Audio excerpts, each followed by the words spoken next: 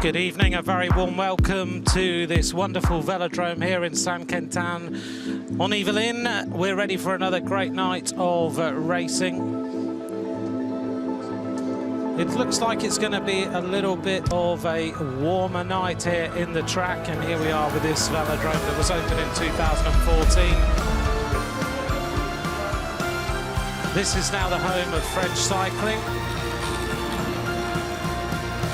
And I'm sure with the facilities they have, we're going to start to see many more gold medals for the French. This is what's going to come up tonight. We're going to see the women's 500-meter time trial final, the men's Keirin. We're going to run through the various rounds of that this evening. And the women's team pursuit. That's going to be a real tussle between the Australians and the Great Britain team for the gold medal. The men's scratch will be coming up. And of course, the men's team pursuit as well.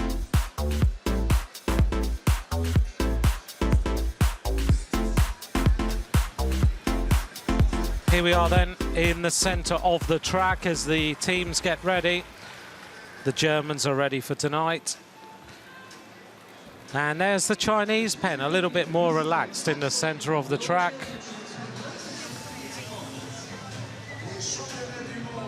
Here's the track then, 250 meters in length. The width is 8 meters, one of the widest tracks in the world. Siberian pine it's made of, and the current temperature feels like 25 degrees in the track center, but it is actually about 28 degrees where I'm sitting right now.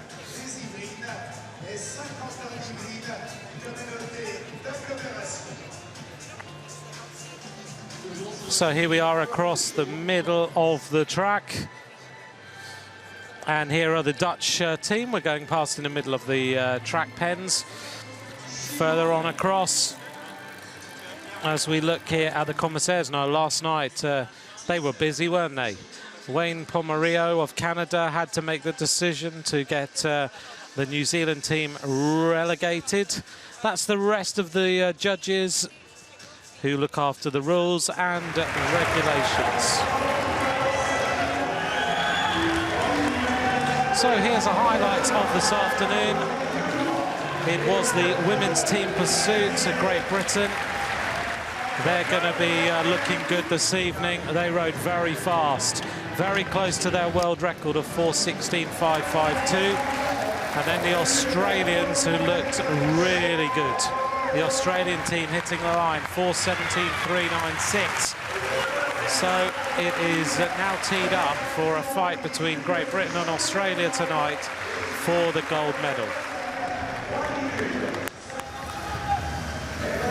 And here we are then with the men's team pursuit. The first round with Great Britain against Germany. And Great Britain with all 4 riders intact crossing the line. And they set the time, 3:55.207 for the Great Britain team. Then it was New Zealand up on the track.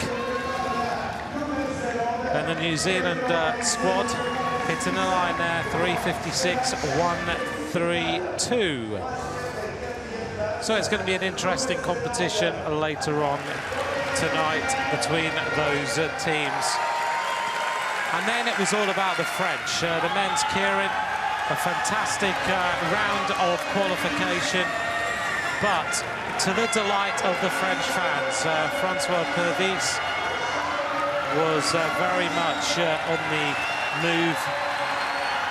Look at this, he was boxed in as he made his way towards the run into the finish, but somehow he found his way out. The rider who won 3 gold medals last season. And Pervis racing, just holding back, before he launched his attack into the finish line, delighting the French fans. Pervis will race in the Keirin later on today.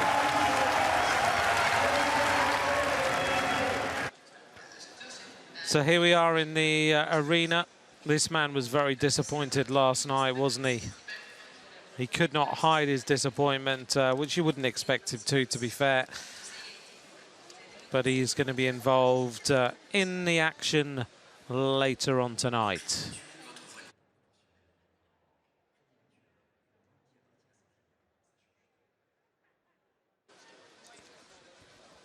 There is Awang of Malaysia. Stefan Boticher is also here, sending a few messages before he gets underway. And here's the women's team sprinters. And also their sprinters. Here we go then, there's Francois Pervis.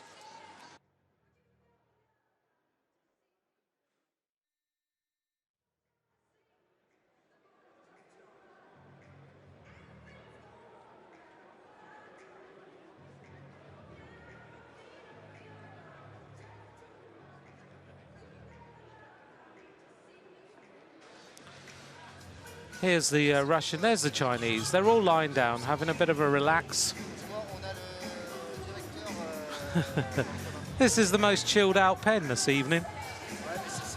Yeah, why not? Have a lie down. Let's all relax.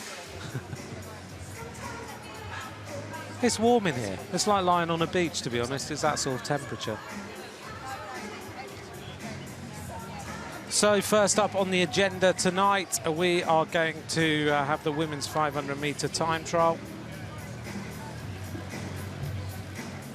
And we are going to see 21 riders take to the start of this 500-meter time trial. The world record, of course, held by Ana Mears, 32.836 in Aguascalientes in Mexico in December 2013.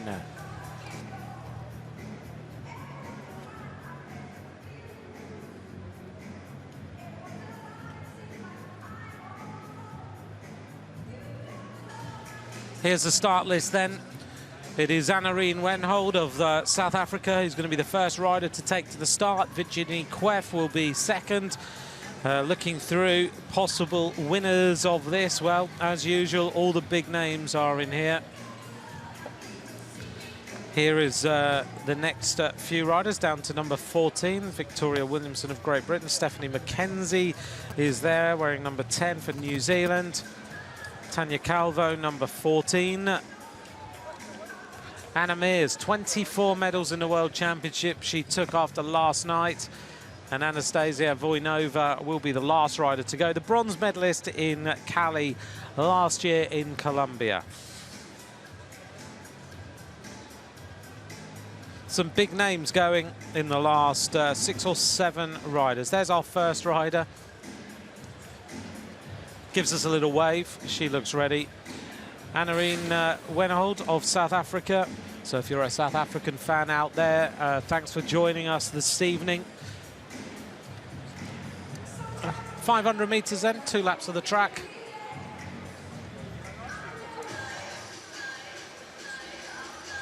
Bit of massage going on in the center of the track, getting everybody ready for action.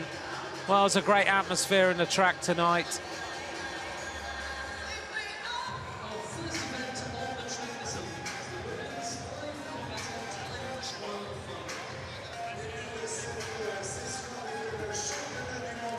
A few numbers being affixed. Here's the fans.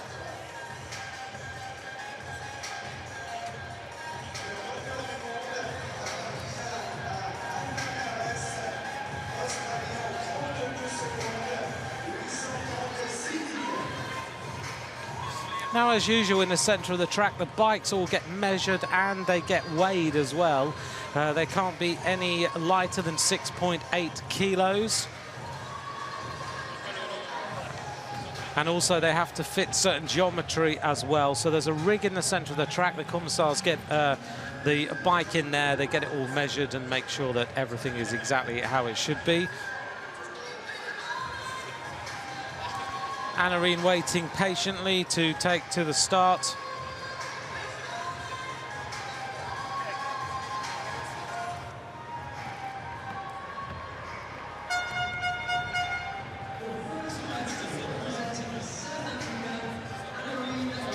Anarine Wenhold is then on the track. Here she goes. 500 meters she faces. Strapping her feet into the pedals. 29 seconds remaining before she gets going.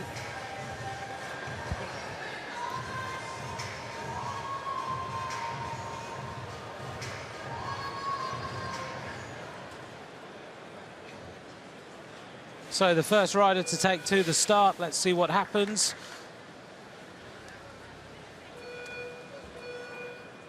Anarine Wenhold for South Africa, and out of the starting blocks.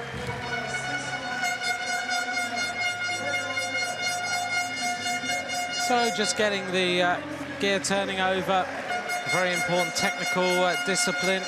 You need to get out of the blocks quickly, get the bike up to speed, hug that black line as much as possible. The world record 32.836. This ride of Anarine, I don't think will trouble the 500-meter time that will ultimately win this one, but it's good to see South Africa represented in this race as she heads up to the finish line, stops the clock in 39.054.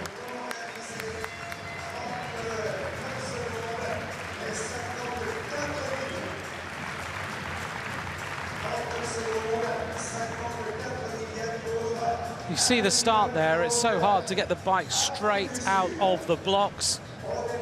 Got to get all the power equally through the feet, get the bike up to speed as much as possible,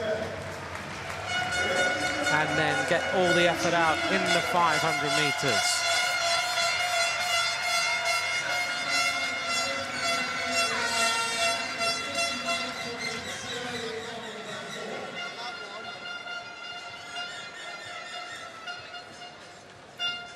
So the replays then of Anarine Wenhold. Heading up to the finish line.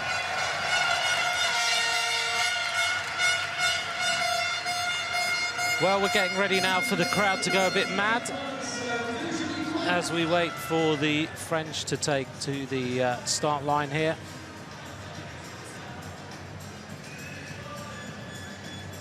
"20 seconds. This is Virginie Queff of the French team. Could see a good performance here from Virginie Queff.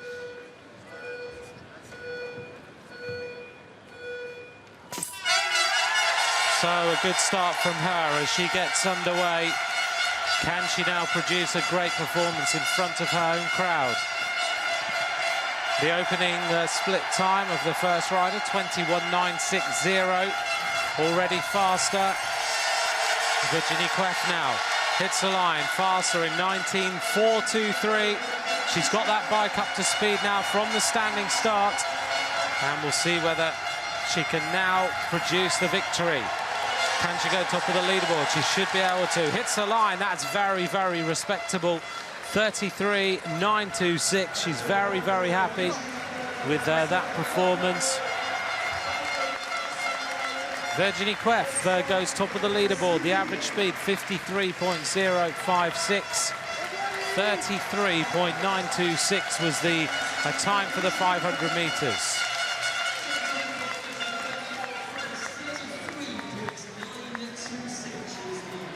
Two riders gone then of the 21 riders who will take to the start.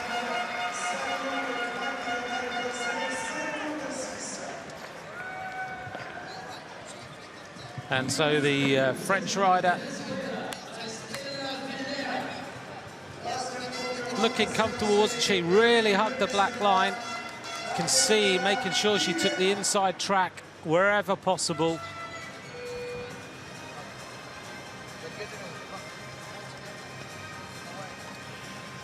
Very, very good performance from the French rider. Clearly knows this track very, very well as we get ready for our next starter. Maria Stella Vilera of Venezuela.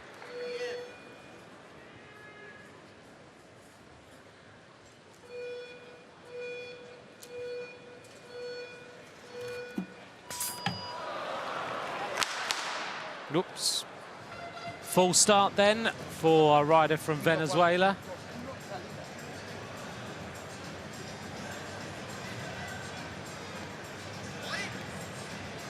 Let's just see.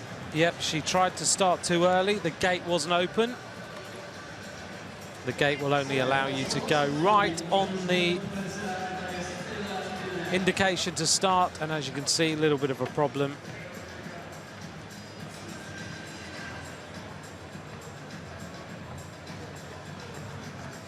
Well, thanks to all of you for joining me for tonight's coverage of these World Track Championships here in Saint-Quentin-en-Yvelines.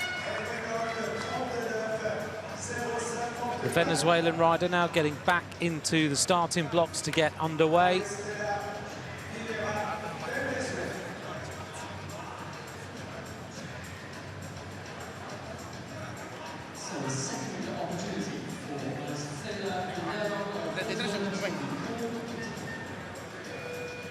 Okay, here she goes. The time to beat, 33.926 from Virginie Queff.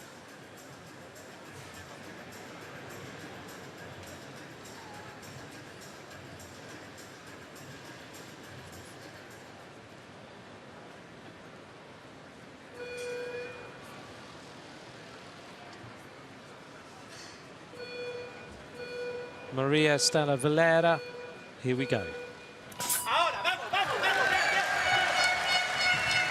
So get started now. Accelerates hard. The opening time split to beat, 19.423 from Virginie Queff. Got to really hug that black line at the bottom of the track, and some of the riders finding it a little bit difficult as they go round turn 3 and turn 4, but she's second quickest, 20.266. Just holding the bike up the track a little bit. Finishes in 35.926, and that is second place so far on tonight's racing. Third rider to go, and the Venezuelan rider in second spot.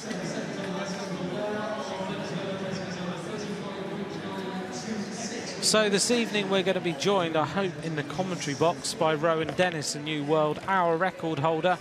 Of course, the BMC professional rider. And if you would like to ask any questions of Rowan tonight, do join us on the hashtag #AskRowan. And Rowan's going to come up here, I hope, this evening, as long as he can find us in the commentary tribunes, and he will come and say hello. He'll answer your questions. He's going to try and join us during the men's team pursuit later on today, which will be great if we do get Rowan Dennis with us here this evening after that magnificent performance from him in the hour record just a few weeks ago.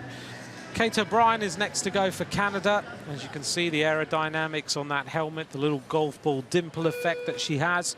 She's going to get herself underway in the race.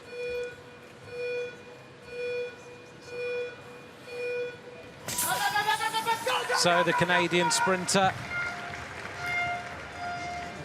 getting the power through the pedals nice and early, and trying to get this bike up to speed as quickly as she possibly can. Kate O'Brien then of Canada, slightly ahead of the black line there, but she kicks the bike down, tries to get it into the right position.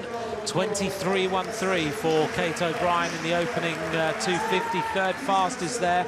Now she needs to just accelerate a little bit more if she can. Trying to bring that bike up to speed. Hits the line, 35.921, second fastest at the end of the race there. Still the leader, Virginie Queff of France, 33.926 is her time. I think that could stand for a little while by the looks of things.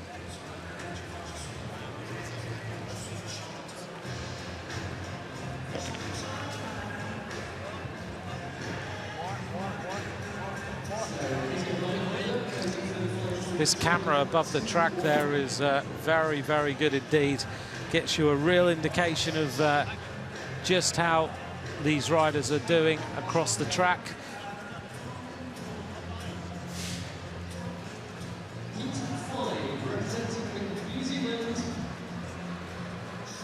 There's the standing so far. Virginie Queff, 33.926. Kate O'Brien, 35.921. And Anna-Reen Wenholt makes up the top 4 of the riders who have started so far. Our next rider to take to the track is Katie Schofield of New Zealand.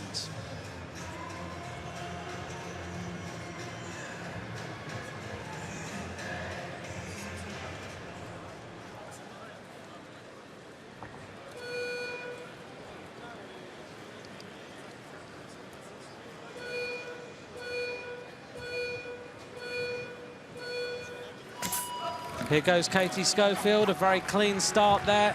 Big effort to get this bike moving. I was talking to Victoria Pendleton just an hour or so ago about this track, and she says those riders who are powerful in the upper body will have an advantage on this track and the starts. But this rider's riding well. 19.584 for Katie Schofield. Will this now translate to a fast time? 33.926 is the time to beat. 34.595 for Katie Schofield. She goes second so far.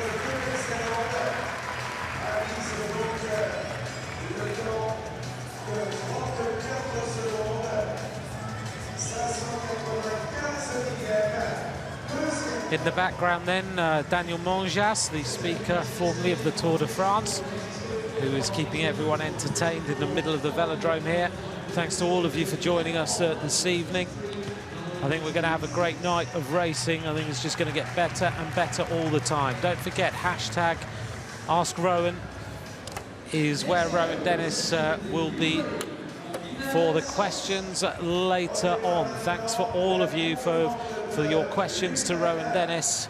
He's going to join us in a little while, which will be during the men's team pursuit, we hope, which will be coming up not too long. Kind of midway point during the night, Rowan Dennis will join us, the BMC professional, the new world hour record holder, as we see Elena Tsos, who is going to be the next rider to take to the start, the Ukrainian rider, here in the turquoise and yellow colours.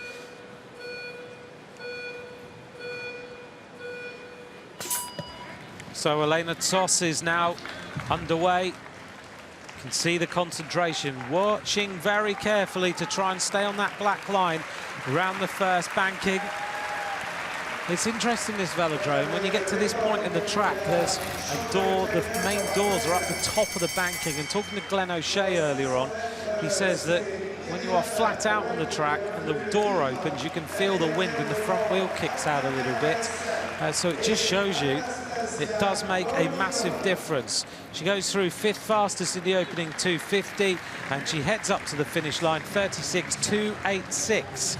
Maybe would have expected a slightly faster ride then from Elena Tsos of the Ukraine. A disappointing night for her. I would have expected her to go a little bit quicker than that. So I had a little walk around the pens in the middle of the track earlier on today. Had a word with a few people, for all Australian fans out there. The morale is very, very good in the Australian camp right now. And they are looking forward to the women's team pursuit tonight.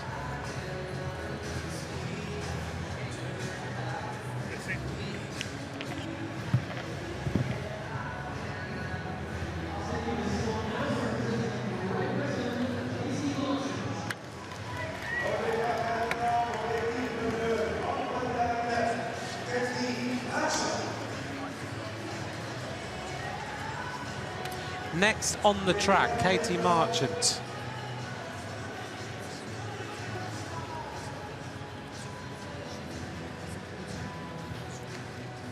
Now this rider's interesting because she's a former heptathlete who used to train with the Olympic gold medalist Jessica Ennis. And then her coach noticed that when they were training on the Watt bikes, that her figures on Watt bikes were pretty exceptional. So she made a call to British cycling, and now she's in the World Championships. Here goes Katie Marchant. Anything could happen right now. Every single ride is a ride unto the unknown. So Katie Marchant in the World Championships now, sprinting hard. Let's see what our opening splits are. She's in the ballpark with Virginia Queff. Now she's trying to hold that bike down on those double disc wheels. She goes through 3rd fastest, 19.736. Let's see whether the power and the stamina that she undoubtedly has translates into a fast time. Katie Marchant now just struggling to hold that bike down the track, hits the line, 34.633. 3rd fastest so far. The time which gives an average speed of 51.973 for Katie Marchant from Great Britain.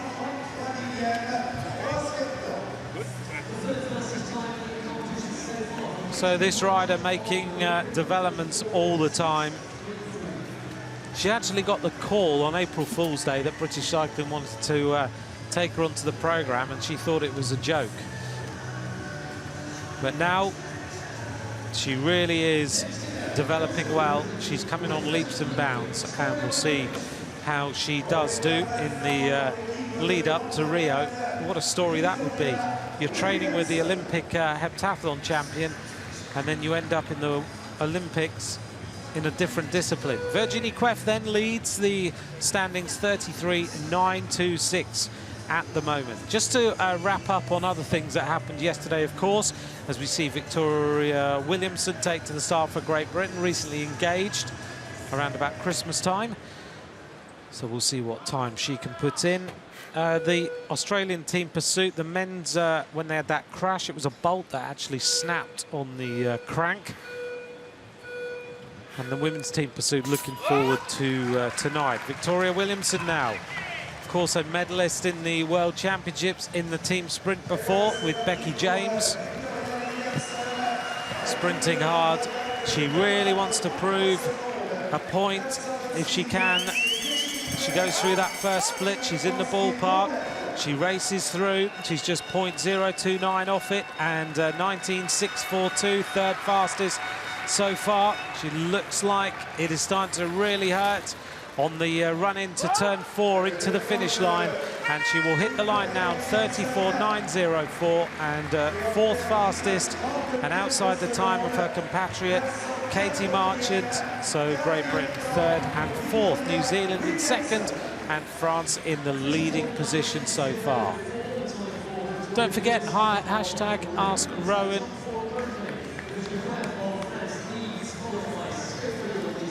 Hashtag Ask Rowan is the place you can join us.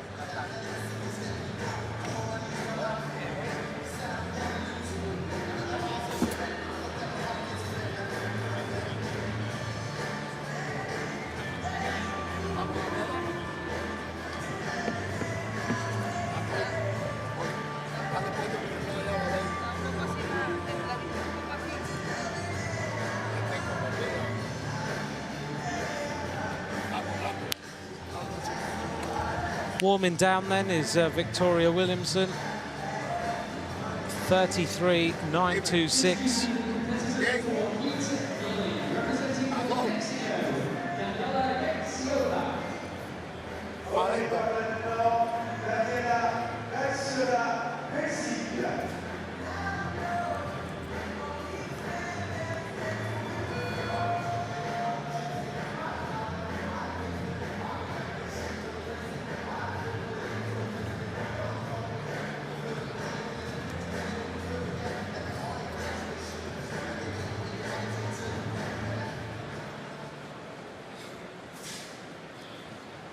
Here's our next rider then.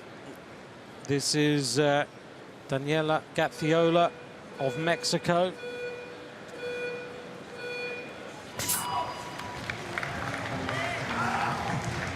The time to beat, 33.92. Oops. Looks like she's pulled her foot out. We've got a puncture, one of the two. Let's have a look.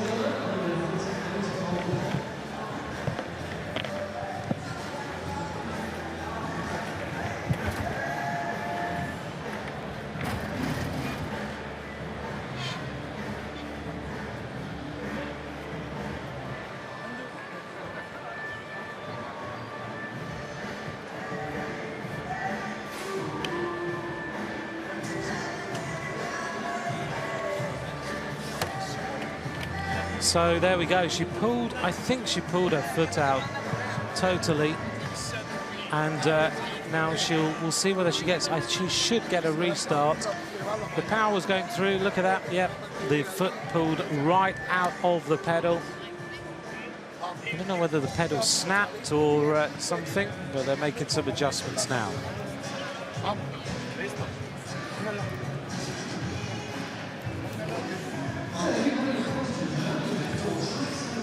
So she'll get her feet back into the pedals.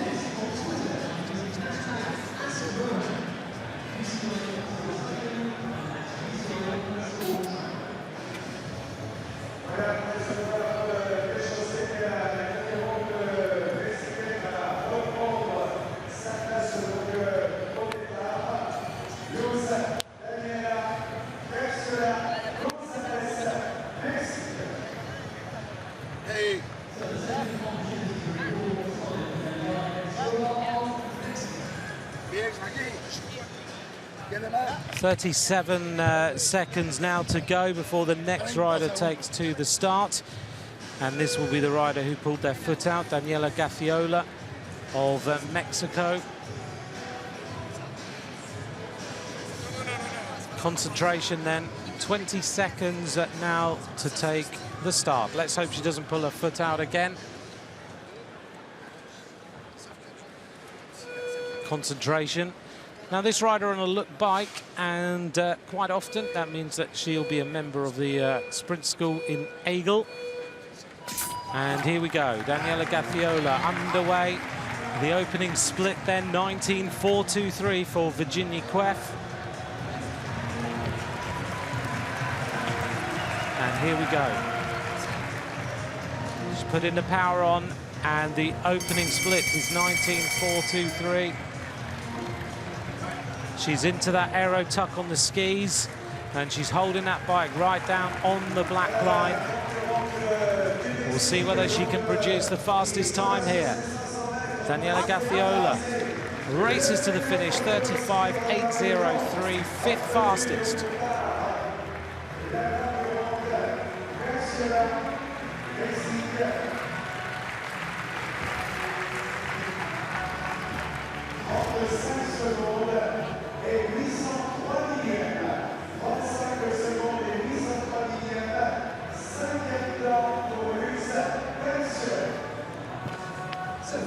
Lovely camera shot there above her. Into those aero skis nice and early, concentrating hard. And still the leader, Virginie Queff, 33.926, an average speed of 53 kilometers an hour. So don't forget, later we will have Rowan Dennis, the world hour record holder, with us. Hashtag #AskRowan is where you can send in questions for him. And here are the current standings. Virginie Queff, the leader, 33.926. Schofield in second place for New Zealand. The two British riders, Katie Marchant, Victoria Williamson, third and fourth so far as the next rider gets ready to go. This is Stephanie Mackenzie of New Zealand. An absolutely packed house here in Saint-Quentin-en-Yvelines in France, just outside Paris. You can see all the little bits of detail on the New Zealand skin suit, the little aero bits which help create turbulence to cut through the air. The time to beat, still 33.926.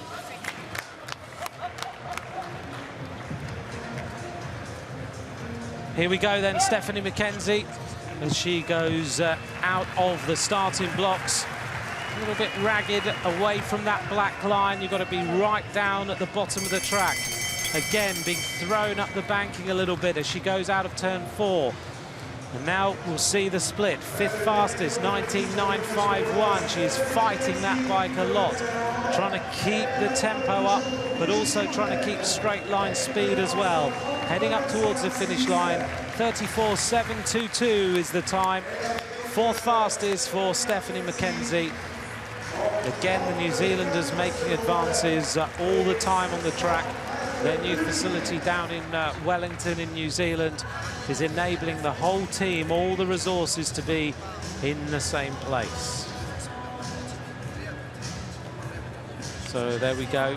There's the face on Stephanie Mackenzie of New Zealand. Really aerodynamic, isn't she, as she goes off the start onto the skis nice and early.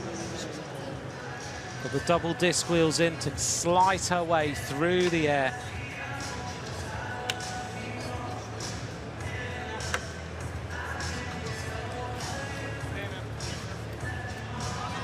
So as aerodynamic as she could possibly be.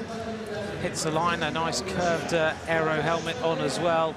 And all those little bits of aerodynamics to help cut through the air as we look at our next rider. This is Daria Shmileva of Russia. Double toe straps here. Holding the feet nicely in the pedals, and also has got the feet clipped in. So if you ride your bikes at home, and you are used to clipping your feet in the pedals and clipping them out, these riders clip their feet in and they put the double toe straps on to ensure that they have as much power as possible so they don't pull their feet out. Here we go then. Look at the extreme power as she tries to get the gear turning over as quickly as possible. Daria Shmileva. And she's fastest through the opening 1:25. This looks like it could be a fast time. Daria Shmileva, 19:082, first place.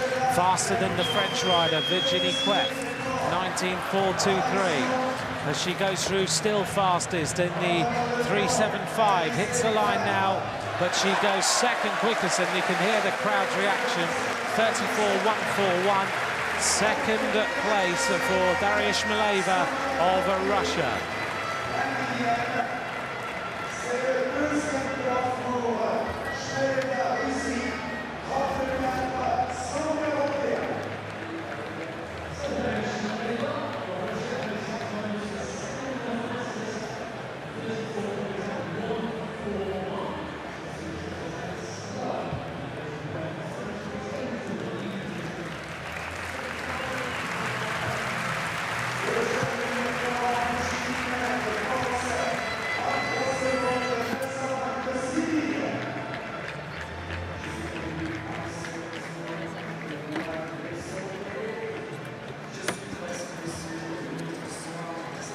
Second fastest then for Daria Shmileva of Russia, an average speed of 52.722. There's the rundown so far, the top six so far. Virginie Queff still leads, and the French like that very, very much. They reacted as only the French do. They are so patriotic. Our next rider to go will be another Russian rider, Elena Brezhneva. Got the full aero hat on, the mirrored lenses as well. 21 seconds counting down until the race starts. So yeah, completely packed in this arena tonight, the new national centre of France, and very, very warm. The low pressure outside, the Australian manager was telling me. The manager was telling me just that he expected this track to be fast tonight because of the low pressure. Elena Brezhneva now is underway. You can see those aero bars, all the little trick bits are coming out as we head towards Rio 2016. Things are being tested to see if they go quicker. Brezhneva now goes through the 250 with the fastest time, 18:975. As she just goes off her line a little bit, just kicked the bike up to the red line, trying to hug the black line all the way to the finish, and second. Every time a rider doesn't beat the French rider, everyone is going to get a big round of applause. So Brezhneva, don't take it that it's the fastest time. She's the second fastest time, 33:999. It is a pretty partisan crowd in here. Virginie Queff still the leader by 0.073 of a second. It's a totally different atmosphere in here. If you're not French, then you do not get cheered right now because a French rider is top of the leaderboard.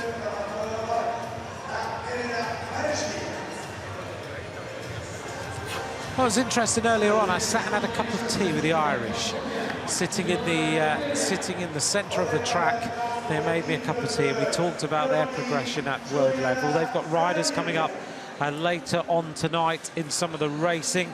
But if I think back in time, as we look here at the standings, Virginie Queff at the top of the leaderboard. They had about 3 riders normally at the World Championships. This time they have 12. Lovely design on the helmet there of Juliana Gaviria, who's from Colombia, where the championships were last year. She's actually the sister of Fernando Gaviria, who has been beating Mark Cavendish in San Luis.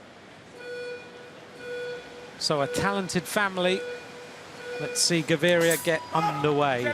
Yeah, the Irish set up now, 12 riders here. They're based in Mallorca for 6 months of the year, and they can see the progression. They've also got a talent spotting group going on now, and they are bringing some great talent into their racing. Gaviria now, as she hits the 250-metre point, 7th fastest, 19.919. The fastest split is Brezhneva of 18.975. As Gaviria ups the tempo a little bit more, just trying to accelerate, using the banking well, heads to the finish line, but 8th fastest, 35.123 for the rider from Colombia. You can see how warm it is in the track centre, can't you? Everyone sweating away.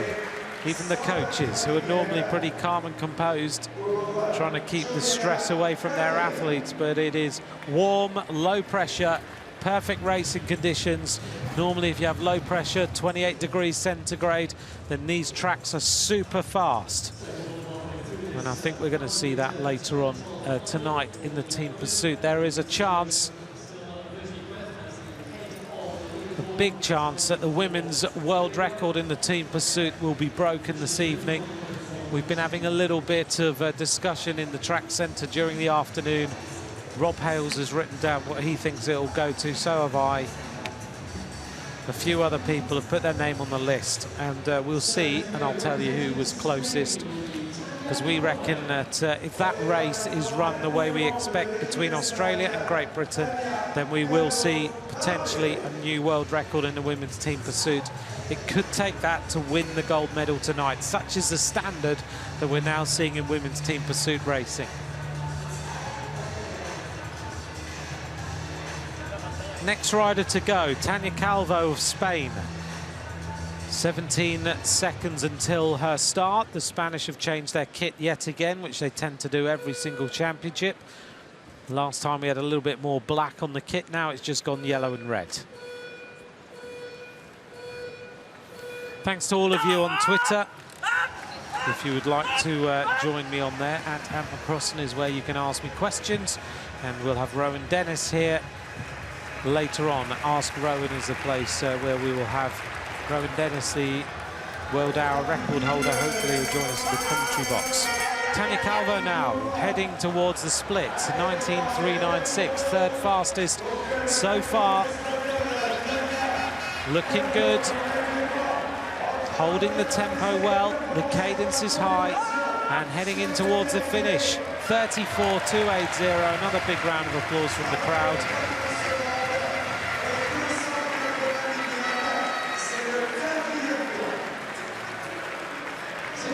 Just a quick correction, the New Zealand velodrome, sorry, is in Cambridge, not Wellington. But it's a great new facility. I was finding out all about it. And it sounds like the New Zealanders now really getting things on track to head towards Rio 2016. And we've seen it in their performances so far. Right, we're getting down to the riders who have got the big names in the 500-metre time trial.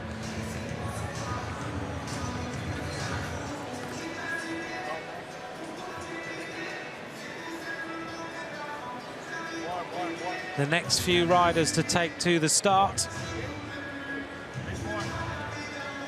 will be Wai Chu Li of Hong Kong, China, Sandy Clare, Anna Mears, Ellis Litley, Miriam Velter.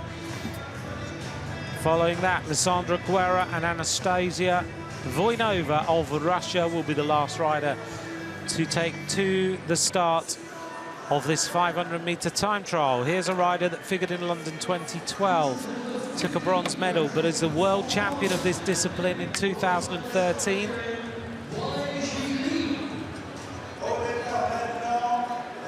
Wai Chu Li of Hong Kong, China then. Feet nicely strapped in the pedals. A red flag being shown at the moment. They're not happy with the placing of the bike in the starting gate right now, so they've stopped the clock. A little bit of adjustment is necessary. So Wai Chu Li will step off the bike. They're just going to get the starting gate absolutely perfect. There we are, the carbon fibre bike, the aero skis on the front, the riders call them, as opposed to aero bars. Wai Chu Li, a very professional rider, just going to make sure the bike is nice and straight, so that when she makes her way out of the starting gate, it points in exactly the right direction.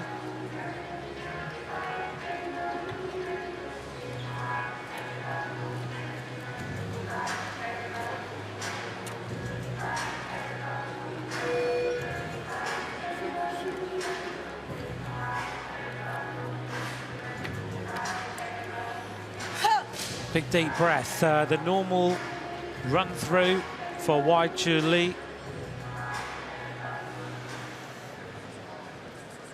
Very, very focused rider. Here we go. Inside the last 10 seconds, the countdown. She's gone through. Can she set the time to break everyone else and win this world title again? She was the world champion 2 years ago. Wai Chu Lee now accelerating hard. You can see the quads on this rider. Very, very powerful. Look at this, the fastest split so far in the opening 1:25.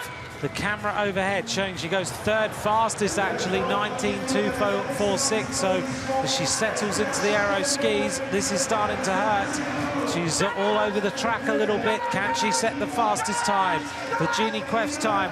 Third she does, 33.788. Top of the leaderboard for Wai Chu Lee, 53.273. So she silences the French crowd a little bit and moves the French rider into second place. No surprise, though. Wai Chu Lee is a class bike rider. See the power you have to put in a 500-meter time trial. Just giving this absolute brute force to get the gear turning over. A little power meter underneath the saddle recording the data so the coach will know exactly how this rider is performing.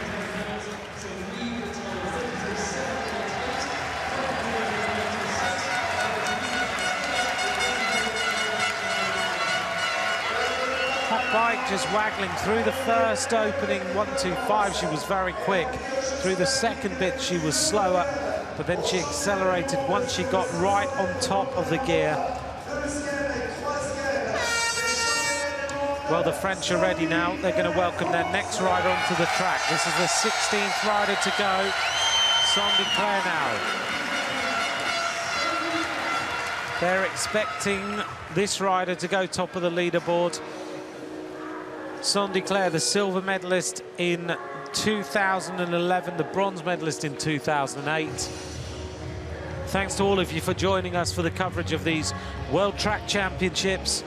Sandy Claire now will try and set the fastest time. Beat Wai Chu Lee, the former world champion, 33.788. You've got to be going 53.3 kilometers an hour nearly to set the fastest time. The roar of the crowd as Sandy Claire gets underway, stamping on the pedals through that 200-meter line. We'll see what the split is. I think we'll see this rider accelerate, and she now is top of the leaderboard in the opening split. Sandy Claire going for gold, and slightly slower, 19.307. That's where the power of Wai Chu Lee told. Now we're going to see her accelerate into the final turn 3 and into turn 4 and into the finish line. Rocking and rolling a little bit. The pressure may have told. Sixth fastest, 34.425. And the coach a little bit disappointed there. So still Hong Kong, China have the top of the leaderboard with Wai Chu Lee and Virginie Queff in second and Brezhneva in third place.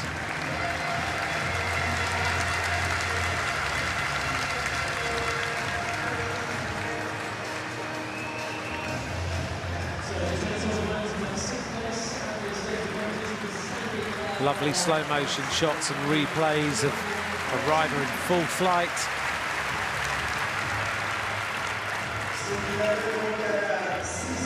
Looked to be good through the opening sector.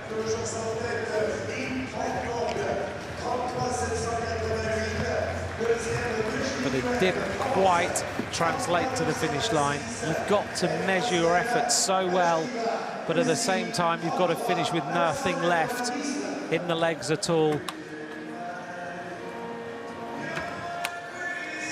Right, if you're an Australian fan, here's your moment. There's the rundown of the top 8 riders so far. Katie Marchant of Great Britain still holding her place in the top 8, 34.633.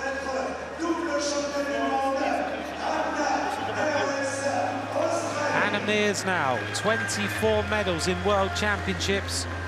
The world champion of this discipline in 2012, 2010, and also in 2007 and 2004. The silver medalist in Cali. Mears now is about to start.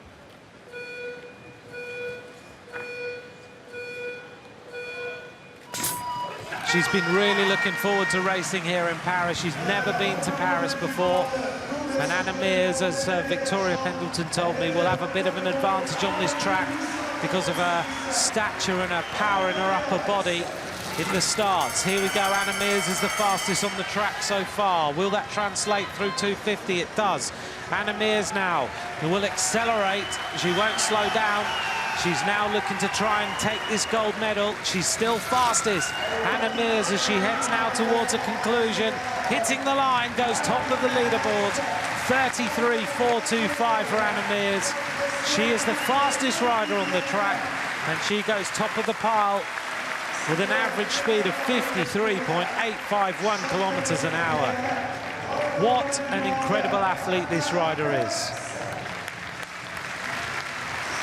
You really do have to admire Anna Mears. She took a break after London 2012. She did all the things she wanted to do, and she's decided that Rio is her mission now. And she's right back on the top of her game, and indeed, she looks better than ever. Anna Mears just picking up the tempo all the time, heading in towards the finish line. Gritted teeth and pure speed, and the Australian is now #1 so far.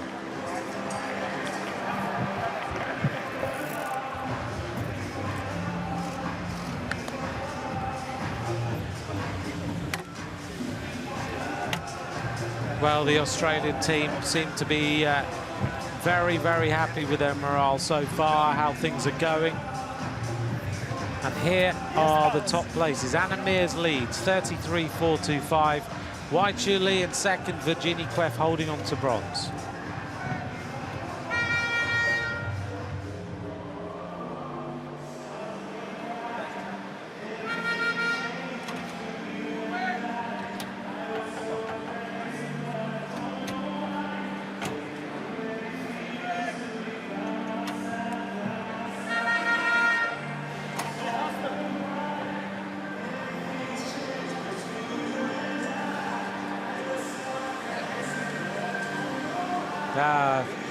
Congratulations from Anna Mears, to Anna Mears there, from Rowan. Come on, Rowan, you've got to come and join us in the commentary box. You're supposed to be up here with me soon. The fan club of Francois Purvis, you can see in the background. When he was on the track earlier on this afternoon, there was an incredible reception from him. A rider, of course, last year won 3 gold medals. Here is Alice Litley. This rider then from the Netherlands, a rider who we are seeing as a real emerging talent. She won a bronze medal in the World Cup in the sprint in London and was the gold medalist in Cali in the World Cup in the sprint. And she's got a lot of power. She's very, very fast indeed.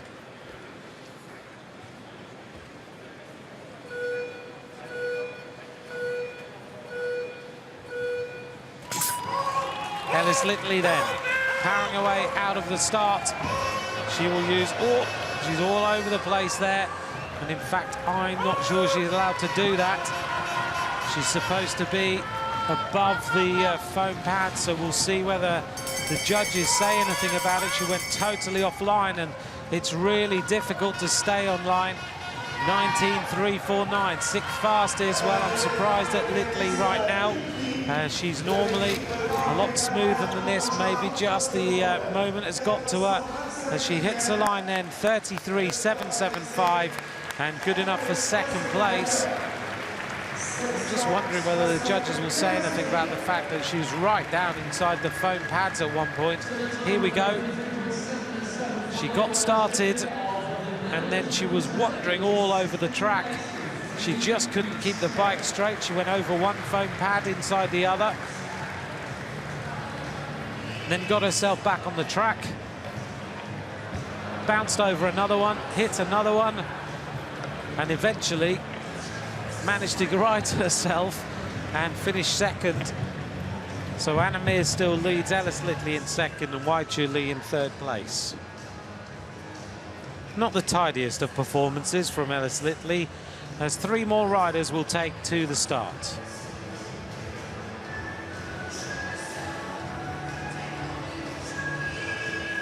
She'll be a little bit disappointed with that. A rider who certainly seen in the World Cups over the last few months. 3 of those normally during the season, one in Cali in Colombia, one in Aguascalientes in Mexico, and the other one was in London to a sellout crowd. Well, so far, Ellis Litley has been one of those riders I've been keeping an eye on as a possible medalist. She's silver medalist so far. I'm not sure whether she can hold on to that because the next 3 riders are big names.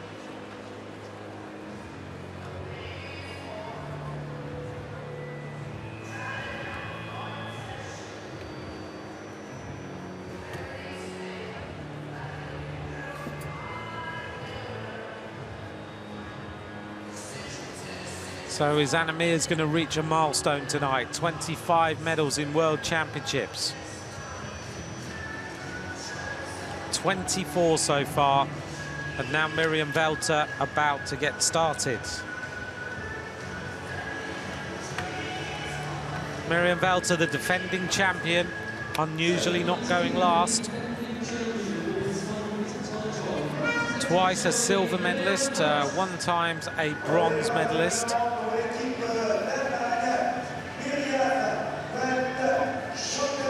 Thanks to all of you for your messages and tweets as we wait for Miriam Velter to take to the start. Disappointed yesterday in the women's team sprint. Last year the World Championships went her way. This year now she just has to go for the individual medals. Normally it's a total domination by her and Christina Vogel in the team sprint. Miriam Velter now. You can see the little transponder there on the front forks. Total focus from Velter. Getting the power through the pedals. The opening split is 18.982 is what you're looking at. Will she set the fastest time? She's fastest through the 1:25. She's going to use the disappointment of yesterday to try and take the gold again. And she's 18.986. She's just outside the time of Anna Mears. Can she now accelerate? Miriam Velter picking up the tempo a little bit, but 26.183. She's going slower than the time of Mears. Heading to the finish line, second fastest, 33.699. And Anna Mears retains her position at the top of the leaderboard with 2 riders left to go.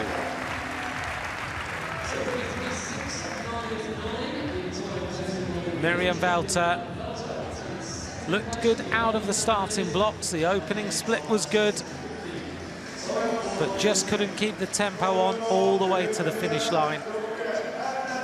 Hitting the line, an average speed 53.414 compared to Anna Mears' 53.851.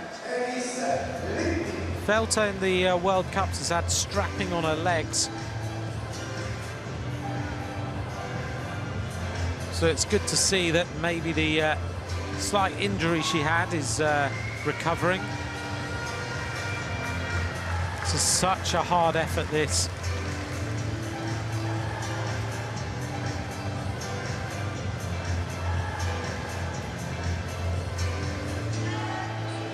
There's your standings at the moment. Anna Mears, Miriam Velter, Ellis Litley are in the prime positions.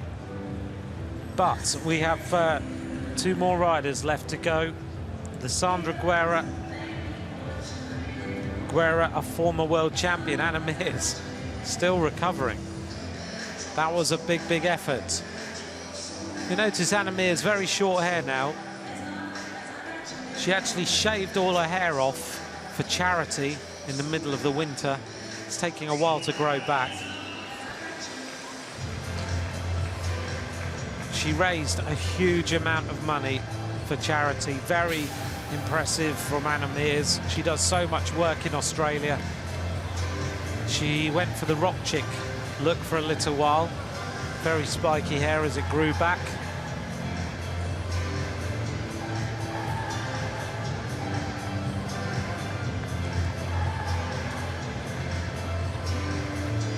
Now, it's always hard to call Lissandra Guerra, whether she will produce a medal-winning performance or whether she'll be way off the pace.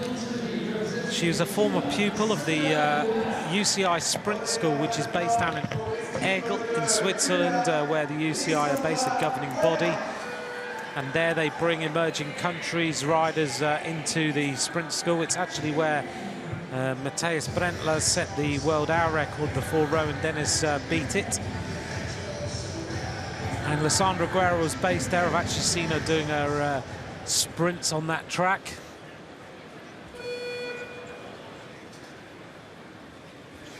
So let's see. Anything could happen here. Stay with it. Anna Mears, 33.425 is the time that this rider needs to beat. She is a world champion in 2008, silver medalist in 2007, bronze medalist in 2006. We haven't seen a big performance from her for a little while. Lissandra Guerra of Cuba heading round down to the 250, 19.141. She's in the ballpark. Can she now translate this into a winning time? 33.425 into turn 3. She'll come racing out of turn 4.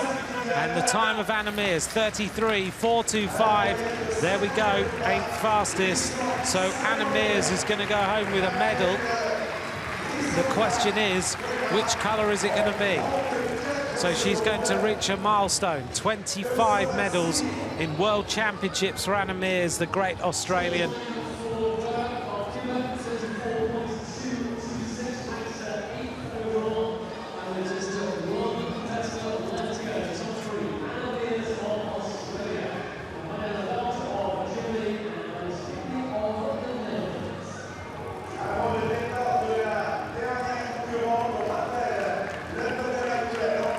Then of Lissandra Guerra, good concentration in her eyes, choosing, as you can see, not to have any aero bars on the bike at all, which she always tends to do. But I wonder whether at times, looking at those, she's got the nice aero bars on the bike a little bit that cut through the air. But she either produces a medal or she doesn't finish anywhere at all, and she's outside the top 7, as you can see. Anna Mears then the leader. She will stand on the podium yet again. Miriam Velter in 2nd place, Alice Litley in 3rd as we wait for the final rider to go. Anastasia Voinova of Russia, the bronze medalist in Cali in Colombia.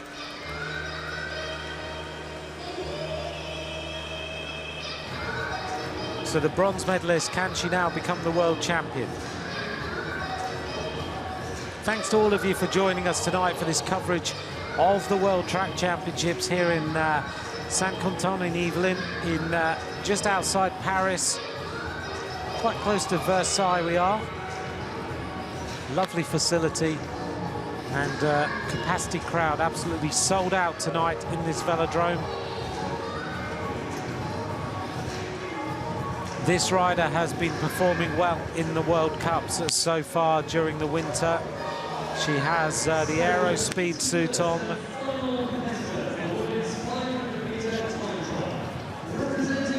Voinova, for me, has been leading the World Cups during the winter. She's a rider who has really now started to look like a contender for Rio. So Voinova straps her feet into the pedals, double disc wheels in, the carbon fibre, which will cut through the air. She's got slightly aero drop bars here, which will help with the airflow.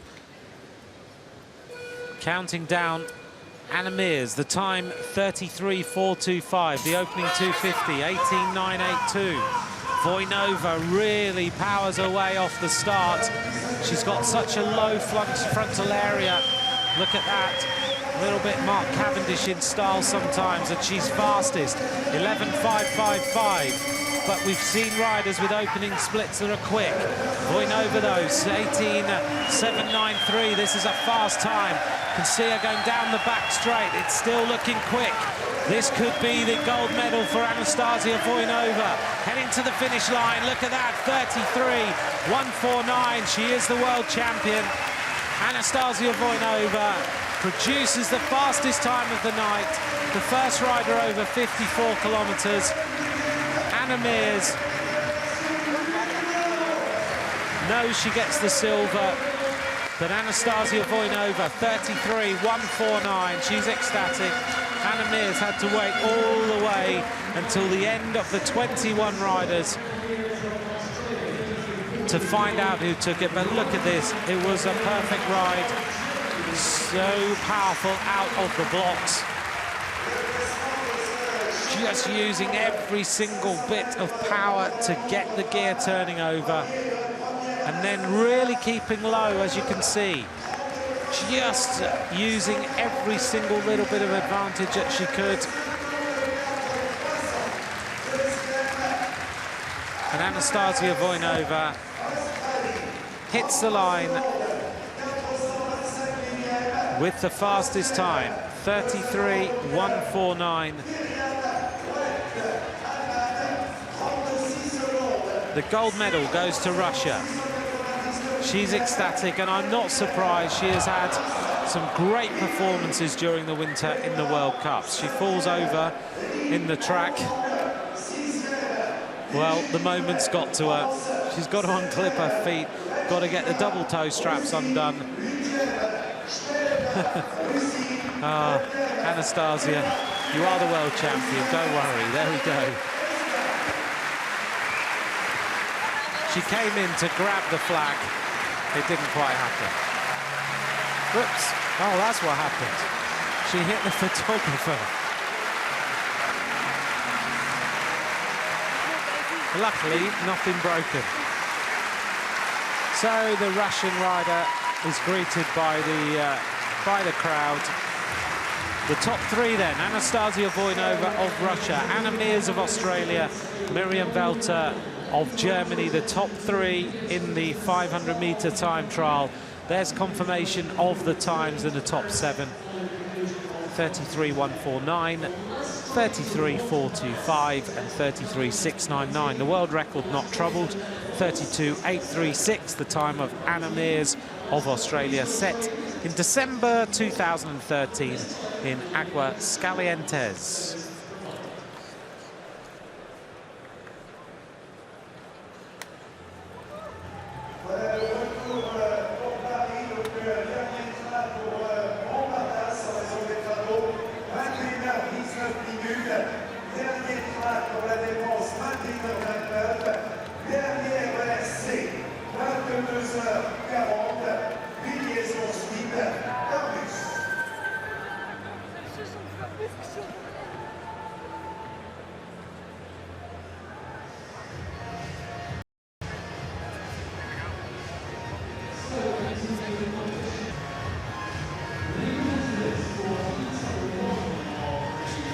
So we move on now to the Keirin,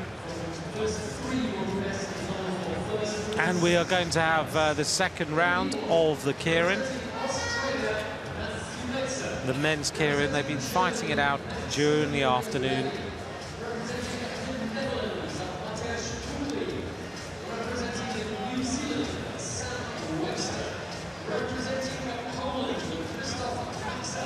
So here we go.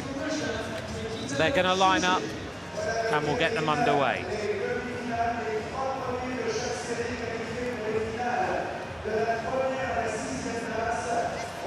The first of our second round, the first three riders will qualify through to the final, and all the other riders will go through to the 7th and 12th places.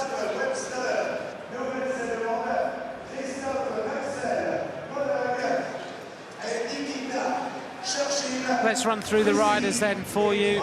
Thanks for joining me here for the coverage of the World Track Championships. We're hoping to be joined by Rowan Dennis later on today.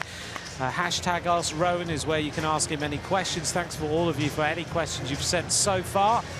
Lots of subjects to cover with Rowan. He's going to be here about 2 hours at this rate. But thank you very much. We'll pick them out. The World our record holder, will be joining us in a little while. So this is the men's Keirin, the first riders up on the track. As you can see, we're on the new bike, a little bit of suspension on the back. Ongoing discussions about this Keirin Derny bike as to what the thoughts are, because it doesn't make any noise. But it's eco-friendly as the riders line up behind it. 6 riders on the track: Matthew Gleitzer of Australia, Maximilian Levy of Germany, Matthijs Buchli of the Netherlands, Sam Webster of New Zealand, who was disappointed last night in the team sprint. Christoph Maxwell is in the red and white of Poland, right at the back with a luminous green and luminous pink sock, for those of you who are a bit fashion conscious. And Nikita Shershin of Russia is the other rider in this Keirin. Cameras on the bikes, we're hoping they will work. Here we go, and they do. Live cameras again in the Keirin tonight. This is what it's all about, isn't it? Getting right in there on the action, into the fate of Matthew Gleitzer of Australia, the 22-year-old team sprint world champion in 2012. And that camera is right on the bike of the rider in front of him, the German, Maximilian Levy. And right at the back of the group, the rider from the Netherlands, Matthijs Buchli, is giving you a lovely shot of the fluo green and pink socks of the Polish rider Christoph Maxwell. Throwback to the 1980s.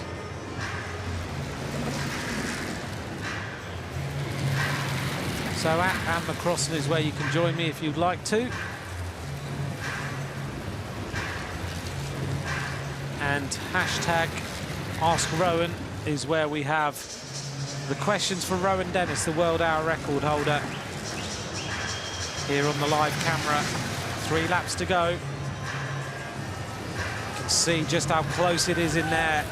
Touching shoulders, a little bit of bumping and barging going on as Christoph Maxwell hits the front. The first 3 riders will qualify. Very important moment. Matthijs Buchli squeezing through. Matthew Gleitzer now hits the front. It is a lead-out track. If you can hit the front and go for broke, then you will win the heat generally. But look at the power now, the German going round the outside. It is the Russian rider trying to challenge. Oh, it's shoulder to shoulder in here, but it's the Russian rider who hits the line. And the top 3, Shershin, Maximilian Levy and Webster. So the top 3 then qualify. And unfortunately, Matthew Gleitzer doesn't for Australia. He goes through to fight it out for the 7th to 12th places. Well, he kind of hit the line at the right time and went to the front. But he just didn't have the power to keep on the tempo at the front of the race. The German rider, Maximilian Levy, challenging first, silver medalist in 2013. But it was Shershin who went round the outside, using their banking actually very, very well to just emerge at the front.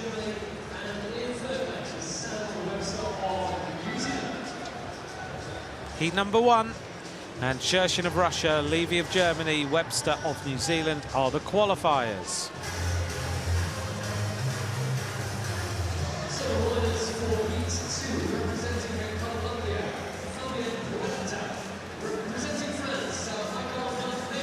If you want to know the exact time difference, 0.088 is the time difference between the first 2 riders.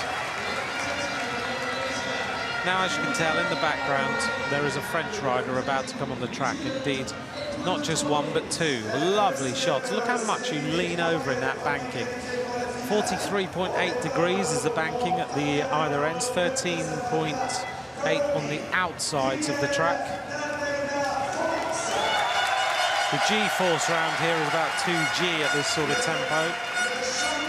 I was talking to Chris Hoy about this a little bit. He says that you actually use the G-force to put more power into the pedal, so you learn to ride so that the power that's the G-forces that are being exerted on your body, you use to put tempo and power through the pedals, right through the balls of your feet. So it's a real skill to ride at that sort of speed round the banking.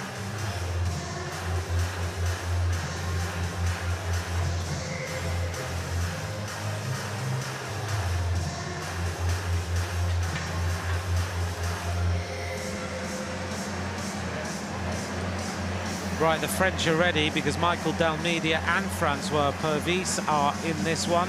Pervis did well in his round, and then Dalmeida fought his way through the repechage. There's Pervis, had a bad crash in one of the World Cups, and everyone was expecting he wouldn't be on top form, but Pervis has fought back after his injuries. The rider who was the triple gold medalist last year, as the Derny bike gets underway. The tricolour flags are out. If they win this one, the roof will be raised.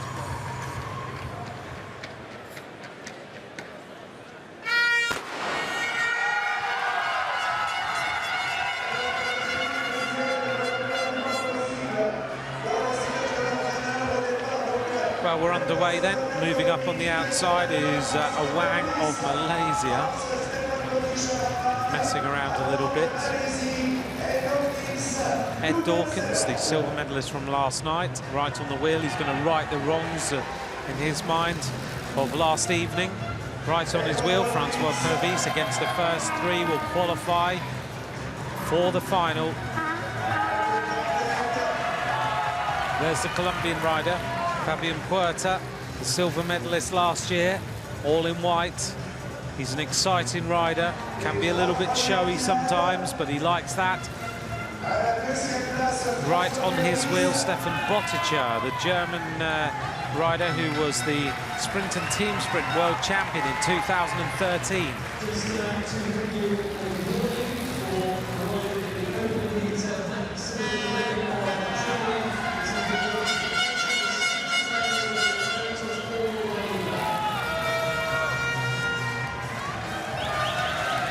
Right on the bike as we see Michael Dalmeida in the camera for France. Just tracking around, looking quite calm. A Wang is sitting behind him in the colours of Malaysia. The Wang is the rider who had the huge splinter in his leg one year in Manchester. If you've never seen that, Google it, and probably don't do it if you're eating your lunch or dinner, one of the two. He was skewered a little bit like a barbecue. Here we go then, 3 laps to go. The Derny peels off with 2.5 laps to go. And it is the rider at the front, Ed Dawkins of New Zealand. Puerta now hits the front. Going around the outside is the French rider.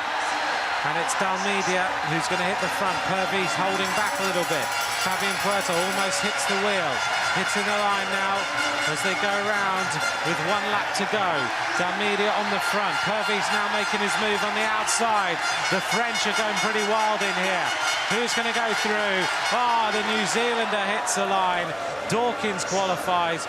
Pervis was in 2nd place. He left it so late. And then it's a photograph between a Wang, Boticher and Dalmeida for the 3rd place. But Dawkins really got that one perfect. Pervis, he left that so late. Francois Pervis leaving it so late.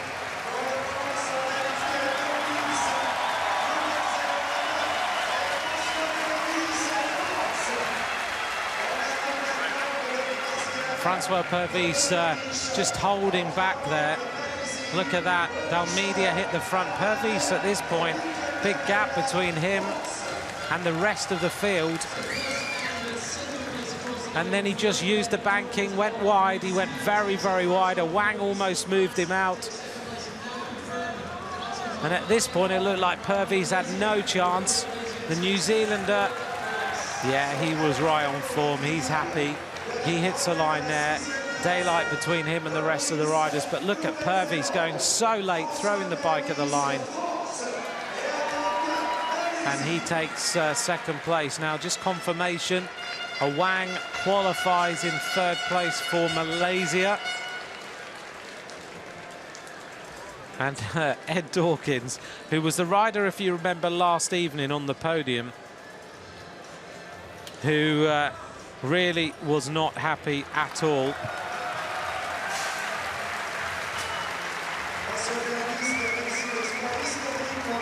So there's confirmation. Ed Dawkins, Francois Pervis, A Wang are the qualifiers in the men's at Keirin.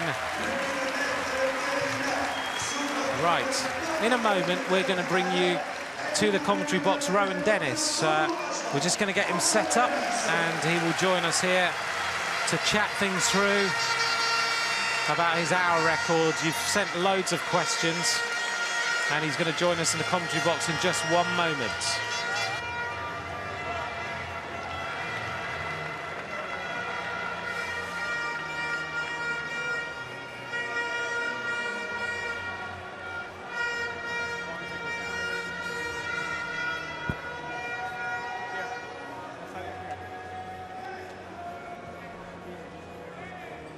J'ai besoin d'une table là. Hey, I need a table here.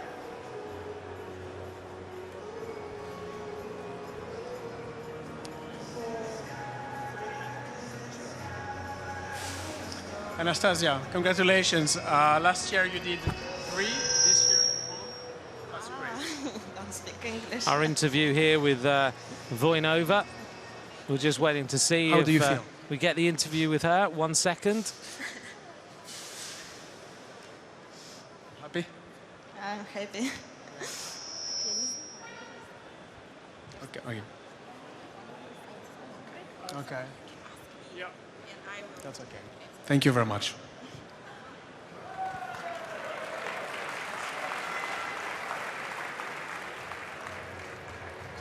So we're just waiting to hear for Anastasia there before we get this 500-meter time trial victory ceremony underway. And we'll do that in 1 second.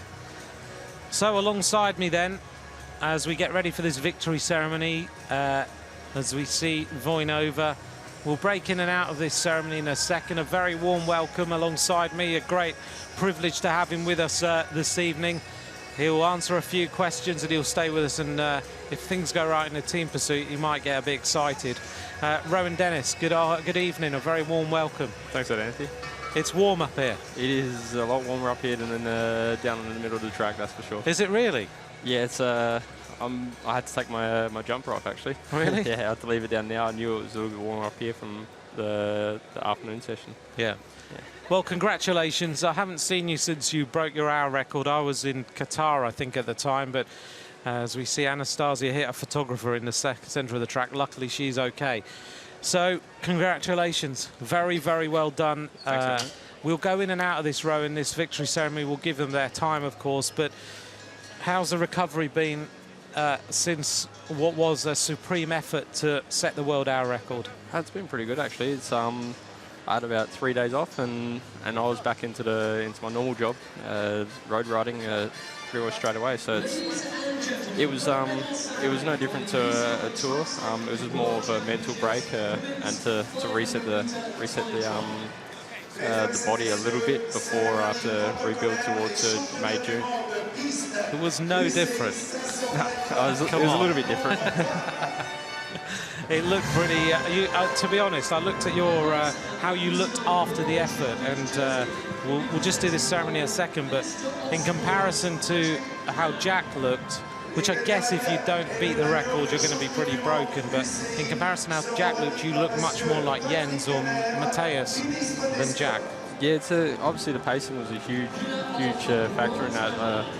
He was in the red zone for what I could see probably 50 minutes, whereas I was in the red zone for about, when I say red zone, I was feeling like the bike was pushing me along more than I was pushing the bike for about 15 minutes. So it's completely different to the experience that Jack had, and I think that if he rode it to a perfect schedule, it was no reason why he would have broken the record before me, and hopefully I could have gone quicker than him anyway. Right, okay. Let's give these riders a little bit of their time as we see Anna Mears up here on the podium. She's about to get her medal.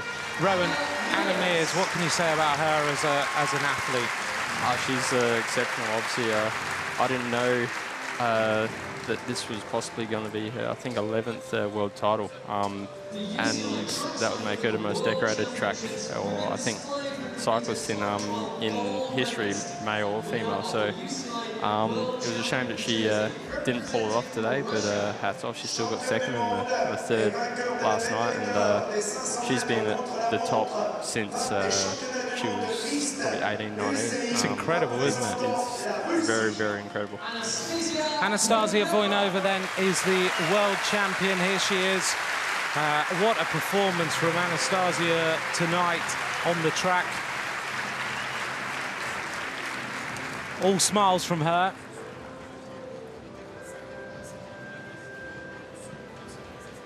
Come on then, Anastasia, put on the World Championship jersey. Anna's saying to her, put on the jersey then, as she does. She doesn't, she's not won a title before. Sometimes you don't know quite what to do. Rowan, I guess when you win a title like that, it's a bit of a moment, isn't it? Yeah, I think you've got a bit of shock. I was lucky enough that I had 3 other guys there with me, and I just copied what they did. Yeah, exactly. Well, she pulls on the rainbow bands, an incredible moment for this athlete as she gets ready for the national anthem. Anna Meares with her 25th medal in World Championships, which is an incredible record. And as you head towards Rio, you just feel that she's going to get better and better. Right, let's just go quiet for a moment as we get the national anthem of Russia.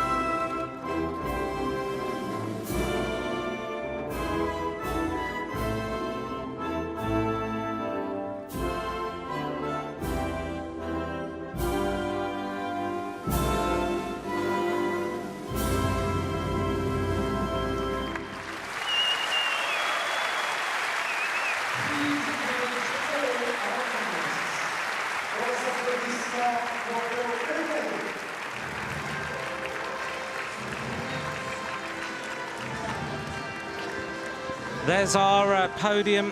Anastasia Voinova, the world champion. Anna Meares with the silver medal. And Miriam Velter with the bronze. They're teaching her all about it, what they need to do. Right, Rowan, let's, before we get into what is going to be the next event on the track, which is the women's team pursuit finals. They're coming up in just a second, and I know you're pretty excited about seeing those. Just a little bit. We will keep an eye on the track. Should we take a few questions? Yeah, quickly. Let's take a few questions. There could be anything here. So thanks to all of you on hashtag #AlsaRowan. Let's just run through a few. The first ride will be Italy against Germany, 7th and 8th medals. So David Jack has said to us on Twitter, is there anything that you would do differently if you went for the hour record again? To be honest, I'd probably do it after a Grand Tour. And later in my career, so I'd be a little bit stronger. Probably also more of a diesel after you do 21 days of hard road riding, racing. Your body sort of changes, and especially if you've done, say, 10 in your career, you're a completely different bike rider than what you are in your third year as a pro. So I think that can be a huge benefit, and I'm probably going to wait. Hopefully, my career is another 10 years. I'll wait until I'm towards the end of my career before I have another crack. How many, Felix has said, as we see the Germans lining up, how many watts did you produce on your hour record ride? Are you going to give that away? Do you want Brad Wiggins to know? Probably not so much. It was... I will say one thing, my coach Neil Henderson, he predicted a number. and a distance in December, and it was 0.8 of a watt more than what he predicted, and 9 metres short. Really? Really? Yeah, wow. I don't know how he did it, but maybe it was a fluke or he could see the future, but it was quite impressive. That's impressive. Right, the German team are now up against Italy for places 7 and 8 here. The German team, Anna Knauer, Charlotte Becker, Stephanie Polo won gold medal last night, Mika Kroger, and the Italian team, Maria Confalnieri, Beata Spaltelloni, who has ridden for Wiggle Honda, of course, Tatiana Gudazzo and Silvia Valsecchi. They are the team of Italy, and they're just getting underway. Right, a few more questions. Nick Brown has said congratulations on your hour record. Thanks, Nick. What's your mental approach to such an event? So, how did you build up for it? It was actually, I say simple, but it's. You make this sound really easy. It's simple, but it's not easy to do. So basically, training-wise, I did a lot of 10K efforts, so a total of 5 of them in one session, and to sort of make that total distance physically, but also to mentally be prepared for that amount of laps as well. And then off the bike, I'll set certain amount of time, 10, 15, 20, sort of just build it up over a couple of weeks. I've just mentally preparing myself and thinking about nothing initially, and then thinking about myself doing laps around the track, and then nothing again. So it's a lot like when I was out there, it was very, very repetitive. It was just every lap was exactly the same thing. Did your mind not wander at all? It did about 40 minutes in, okay, when I could smell some sausages and coffee on really? On bend 2, and I was that's when it sort of started to kick in as well, that bit of pain. Yeah, and I think it was sort of a telltale sign now that I actually think about it,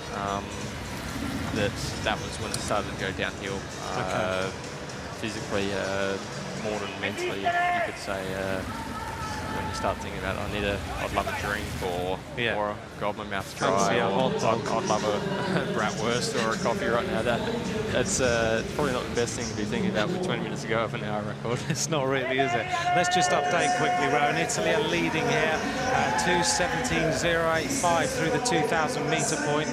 Germany 2:17.821 is the current situation as we head towards the 3,000 metre time. So a lot going on this track tonight. Sam Bennett said, not Sam Bennett the sprinter who won in Qatar, he wants to know what tyre pressures did you run for the hour? It was a lot similar to the track, so I think they pumped him up to about 210 psi. I think it's 12.5 bar-ish. Obviously, throughout the hour, the tyres, they generally lose a little bit of pressure, so it probably ended about 180 or so, which is what I've been told back in the track days. Okay, really so high pressure there. It's a lot more super than high. Yeah, it would sound like obviously a gun go off when you hear a track tyre explode in the velodrome. It's quite a shock sometimes. I can imagine. Germany now are leading. As we can see, they've gone through the 3,000 metres in 3:23.658 compared to Italy's 3:24.049. Thanks to all of you who've hashtag Ask Rowan. Rowan Dennis, the world hour record holder, is here with us this evening. I know there's lots of Australian fans out there. I'm going to keep Rowan as long as I can, but I will probably let him disappear for the Australian women's team pursuit. We might want to watch it and then sit back with us just for his reaction straight afterwards. We'll wait and see. We're heading up towards the end of this race. Germany have just lost a rider. Italy are have lost a rider a little while ago. As they head towards a conclusion, this is the 7th and 8th place ride-off because all-important qualification for Olympic Games. Germany win 4:30.026, Italy 1.4 seconds down, and Germany's time 4:30.026, 53.328 kilometres an hour. Next question then from Loopy. Loopy says, how long do you think you'll hold the record before a British rider beats it? Oh, God. Well, the next one's in June, isn't it? Yeah. So, well, a few months yet. I think, obviously, Brad's probably the biggest threat to anyone when it comes to the hour record. And I think if anyone is going to break it, he's going to be the person, for sure. Okay. He's obviously at a different level to me when it comes to time trialing, and he's still got that track background. Look, it'll be disappointing that if he does break it, but it's to a person who's achieved a lot in the sport, and it's not like some randoms come out of nowhere and Yeah, exactly. sort of just popped out and beaten my record, which I've worked hard for. So it's yeah. I feel like I'm in an hour record sandwich right now. Have you noticed? Because to my right is Rowan, and my left-hand side's Chris Boardman. I did actually see him earlier, and I said hi, but I said to Gary Sutton, I hope that was Chris and it wasn't some random. I said hi to him. No, Chris Boardman's to my left. He's commentating for the British BBC, and of course he was in all those tussles with Graham O'Brien, wasn't he? Yeah, the all old the Flying time. Scotsman. And the Flying Scotsman Graham O'Brien and Chris Boardman all the time. So you know, a lot was going on during the time of the hour records. We're going to have another guest in a second. We might swap seats, and then we'll bring Rowan back as well. So, or maybe they'll swap headphones. One more question, then I'll speak to our next guest, and then we'll bring Rowan back for the team pursuit as well. It's getting busy in here. So we've got an hour record sandwich, Chris Boardman on one side, Rowan Dennis, and we're going to be joined by Brian Cookson as well in a few moments. Here's the next teams up, the United States, with Sarah Hammer, Jennifer Valente, Lauren Tomeo and Ruth Winder. I'm just checking that's the team, because I'm amazed that they haven't used Carmen Small at all in their team. She is here, and she's a great time trialist. China with Wang Dongyan, Jing Wenwen, Jing Ya Li and Chao Baofang.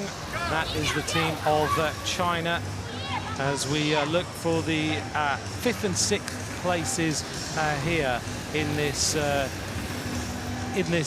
team pursuit. Polder Speed says, did the hurt live up to your expectations during the hour record? It was very similar to a 4K pursuit, just longer. Was it? Yeah, it was the exact feelings I had in probably the last 2-3 laps in the 4K pursuit was what I had in the last 10-15, but more so probably 10 minutes of the hour. So it was that feeling that the pedals are actually pushing your feet, and right, mentally you're thinking maybe it's better actually just unclip them as the bike does do the job for me. But that was pretty well. It wasn't like I was going to black out or anything. It was just a matter of me feeling like I couldn't push the pedals and be smooth on the bike, especially in the bends where I was floating in the start and I was pedaling out. Everything was exaggerated towards the end. So yeah, it's almost like I stopped pedaling and then I just full gassed out of the bend. It was a bit rough towards the end. Was it? It lived up to what I thought it was going to be. Okay. Thanks, Rowan. The time so far, China slightly ahead, 19061 for the opening 1,000 metres. United States 19913. Rowan, I'll give you a break for a second. Will you join us for the women's team pursuit, or do you want to watch that and then come back? I'm happy either way. You're going to watch it? I might be a little bit quiet, but I'll be nervously sitting here, and I might have a few comments every now and then. Brilliant. Okay. Well, look, we'll hand over the microphone for 1 second so we can chat to our next guest who's alongside. Thanks to Rowan Dennis for taking his time to join us. He'll be back in a second, and we'll just quickly swap over because we'll grab his attention while he's here. and have a quick chat. A very warm welcome to the President of the Union Cycliste Internationale, the UCI, Brian Cookson, a very warm welcome. And it is warm. Yeah, it's very warm. I've just taken my jacket and my tie off, and I may not stop there. Just relax. Yeah. Just keep relaxing. Yeah. Yeah, it's really warm up here. Rowan came up and said, God, it's a lot warmer than it is in the track centre. Sure. Right, I want to talk to you about something in particular, because over the last 24 hours, we've developed things on a little bit. And I know you've talked a lot about how we need to bring this sport to more viewers, as still China lead 2:13.048. But for the first time, we've had live cameras on bikes, not just in the points race, but we just saw it in the Keirin. What are your thoughts on what you've seen? Well, I think we've seen some fantastic images. It's exactly what we wanted to see. I want to thank the teams for their cooperation and support in fitting the cameras onto the bikes and everything, and making sure that we do it in a way that is equitable for everybody. That's really important, of course. But, you know, I think at the end of the day, what we're seeing is bringing our sport into the 21st century, and that's got to be good for everybody, because we all depend upon some sort of sponsorship or public funding or whatever, and people ultimately who are watching this at home on their televisions, their computers, whatever, want to see as much of the action as they can, and we've got to do that in a way that reflects the way the modern world works. We've just seen the Chinese team, how they were leading, and suddenly things have gone very awry here for China. And the American coach now is right in the middle of the track, and he's going wild because he recognises that the United States could beat China here, because the Chinese have lost a rider, and so the United States driving on to try and hit this line first, and I think they're going to do it. So they're going to take the place. United States 4:25. 6:44. The Chinese were leading all the time, 4:28, 5:48, and suddenly they salvage the 5th place, which is a stunning ride. Now, Brian, what do you think the next stage will be? Do you think we'll now try and bring those cameras into more track events because it's a controlled environment? Because the road's a bit more difficult, isn't it? Well, the road is more difficult because you're obviously going from place to place and you're in difficult terrain and so on. But here in a stadium, then the possibilities are much more open. I think we can start to look at capturing data maybe from the riders, in as much as the teams might or might not want to do that, of course. So we have to be very careful in working with the national federations, the national teams, to make sure that we do things that work for them, as well as improve the entertainment value of track cycling, and track cycling entertainment is what it's all about. No, I think it's fantastic. Isn't it great that we can see this facility as we look at the United States hitting the line in slow motion? We're getting ready for a bronze medal ride-off. That we're seeing the French facility here packed out here. Yeah. It's a great facility, isn't it? Well, it is, and you know, in Great Britain, where, as you know, I was president before I was elected to UCI, we showed that track cycling can become a real sporting phenomenon, that people can pay good money and want to come and watch it, and it becomes almost a national sport. And we're seeing that now in France as well. It's always been a big sport in France, but it's getting a second life, as it were. And we're now really seeing a wonderful velodrome here, great investment in the bricks and mortar and concrete and timber, but also it's about investing in people and development programs, talent spotting and developing riders, and we're seeing that here in France as well. Great. Well, the Canadian team are about to start. Here we are: Alison Beveridge, Jasmine Glazer, Kirsty Lay, Stephanie Roda against New Zealand, Lauren Ellis, Rushley Buchanan, Jamie Nielsen and Georgia Williams. This is for the bronze medal. We've seen some great performances. One quick question then, Brian, before you go. Women's cycling, here we can see the 4K pursuit. The standard is raised all the time. Women's cycling really growing now, isn't it? Yeah, absolutely. And, you know, I like to think that we've helped that process move on. But obviously there's lots of good stuff going on. We've equalised the distance now in the women's team pursuit, the number of riders as well. We're seeing some fantastic competition. I'm pretty sure the Brits are not going to have it all their own way this evening, and I think we're going to see a world record.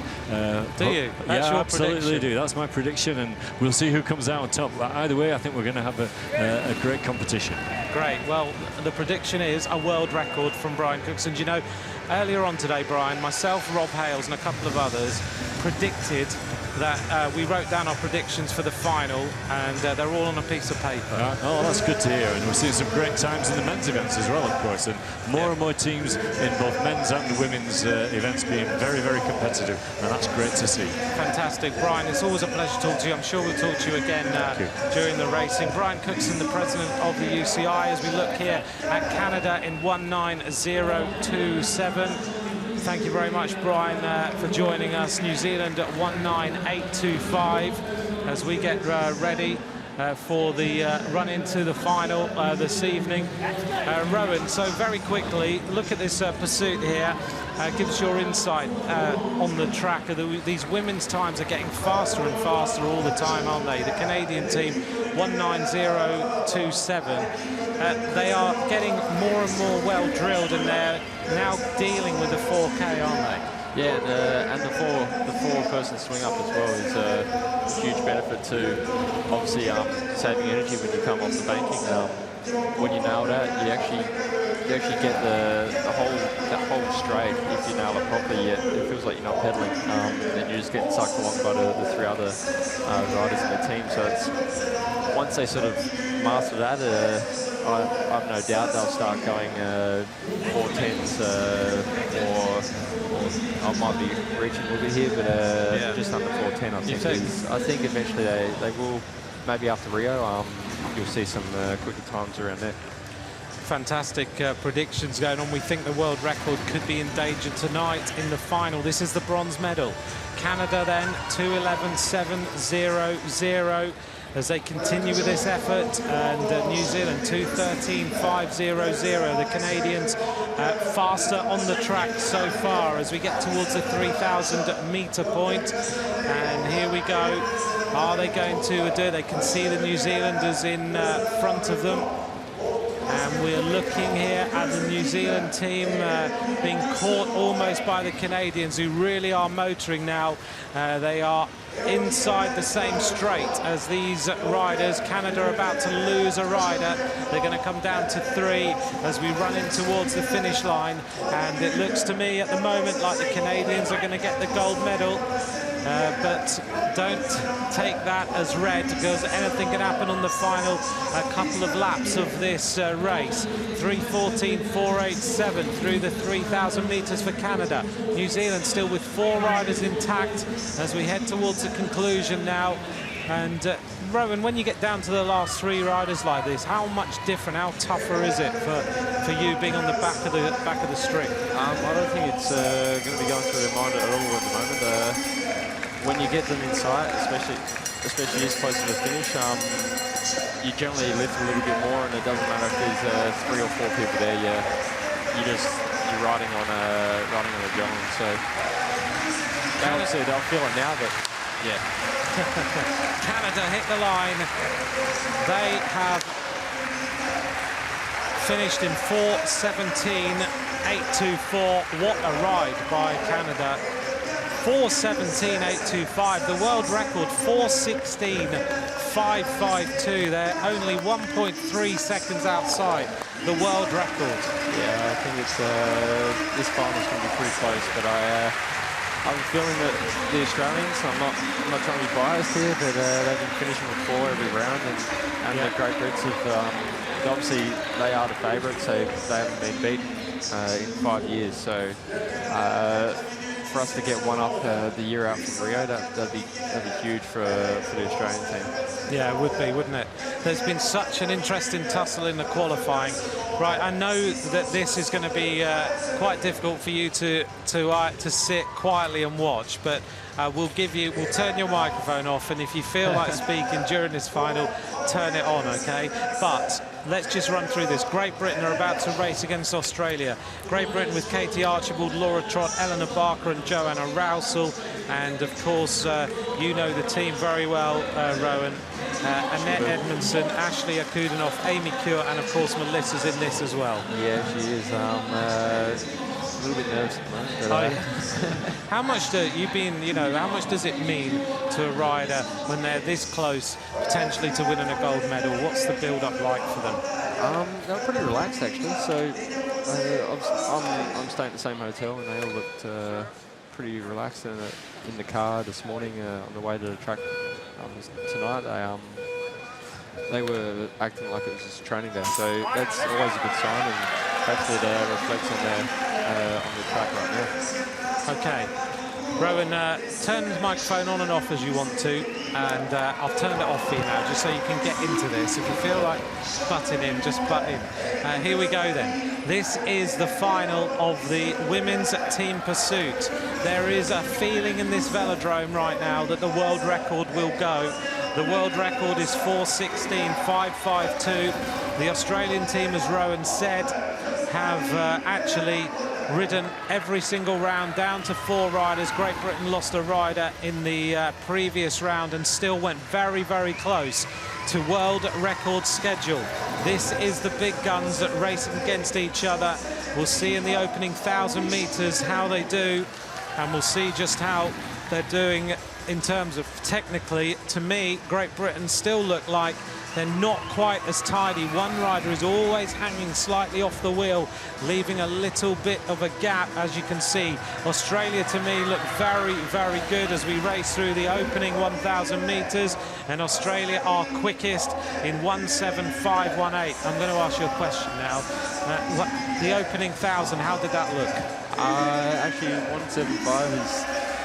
It made me a little bit more nervous than I need to be, actually. It's a very, very quick start, and I just hope that doesn't hurt them in the last K. That's what they have done in the past. They generally went out a little bit too quick, and the English team have always really been very structured and very drilled when it came to hitting their markers the whole way through the race. So fingers crossed at the moment, but. One thing I have noticed with the Great Britain team is Laura Trott's obviously their strongest, but it's also one of the shortest riders, most dangerous things to have as well. That she's so strong that she's actually been riding some of the girls off the wheel, so it can actually be a bad thing having someone that good as well. Okay, so you need all the team to be cohesive. Through the 2,000, Australia lead 2:9.044 to 2:10.078. How's that for a schedule? That's pretty quick, and you can see I think the GB teams are feeling the pressure a little bit more. Great Britain have lost a rider already, and that's very, very early to lose a rider, isn't it? That's 8 laps to go. That's a little bit too early, if you ask me.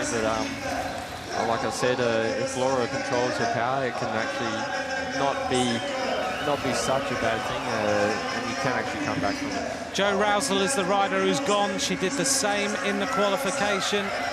And here we go now towards the 3,000 meter point. To me, Australia are absolutely motoring around this track. And this is looking close. The question now is whether Australia lose a rider, and they have lost a rider. Now it's 3 against 3. At the 3,000 meter point, it's 3:10.705. That is very fast. The time of the world record, 4:16.552, and now it's 3 against 3, but Australia are actually starting to accelerate now through 3:2.50, and Great Britain are really going to have to kick this on. Eleanor Barker on the front. Australia looking supreme right now on this track. Great Britain never beaten in a 4,000 meter pursuit.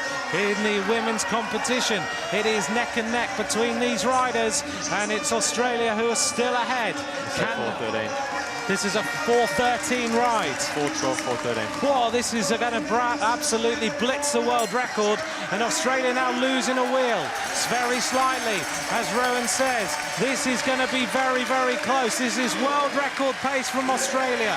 This is going to obliterate the record potentially. Great Britain are all over the place. And now Australia hitting the line. Look at the time. They hit the line. It is a world record. It is 4:13.615. That is nearly 3 seconds off the world record.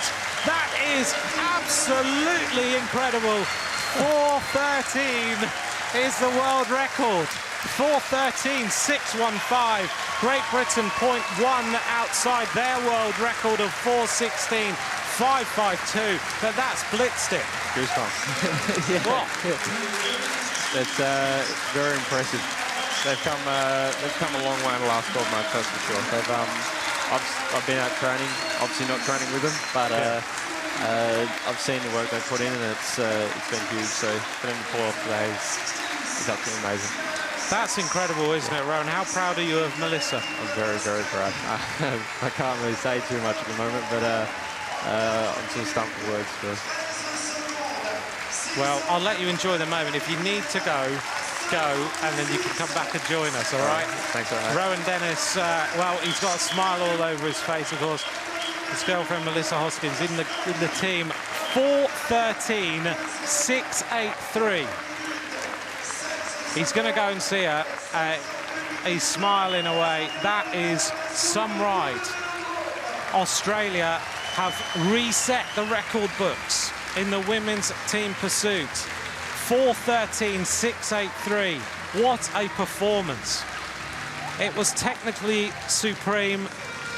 It was absolutely stunning.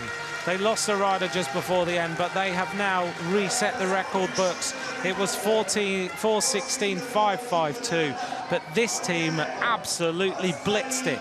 4:13.683. The kilometres an hour, 56.763 for Australia, compared to 56.096 for Great Britain. The fastest a team of women have ever gone in 4,000 metres. Annette Edmondson, Ashley Akudinoff, Amy Cure, Melissa Hoskins. That is something to admire. What a performance from Australia. Absolutely stunning in terms of team pursuiting. As Rowan predicted, it was a 4:13 ride, he said. There's tears from Rebecca Wazak, but that's the team who've done it. So now, to win a world title, you've got to be getting towards 4:13 in the women's racing. To actually witness that is incredible. What a stunning performance. They kissed the track.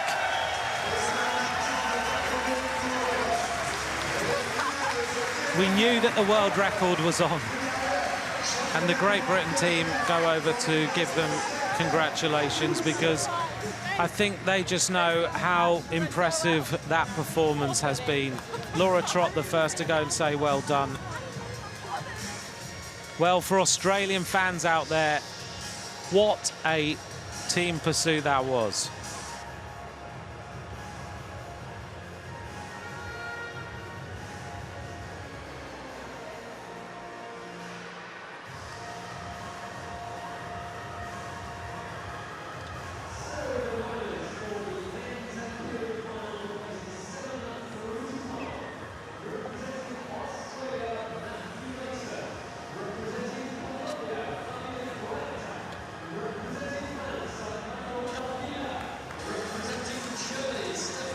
Well, let's get our breath back. If you're an Australian fan, don't forget you can tweet me at @McCrossan. You can also follow @UCI_track is our Twitter feed, and Rowan might come back. He's gone to congratulate the Australians.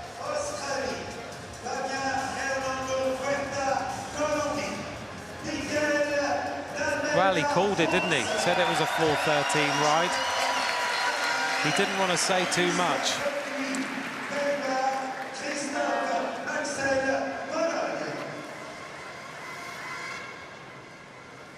So we're turning our attention now to the men's Keirin final.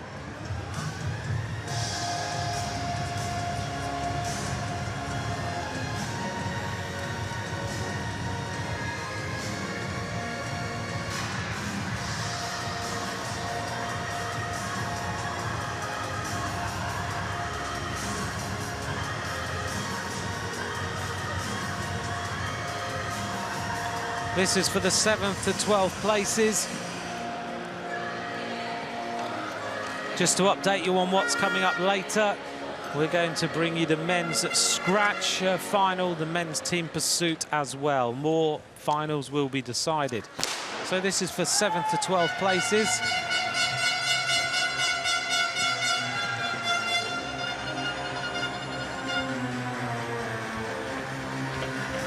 Here's the lineup then: Matthew Gleitzer, Fabian Puerta, Michael Dalmeida, Stefan Botica, Matthias Buchli, and the final rider in the group from Poland. We saw him earlier on today, and that, of course, is Krzysztof Maxel.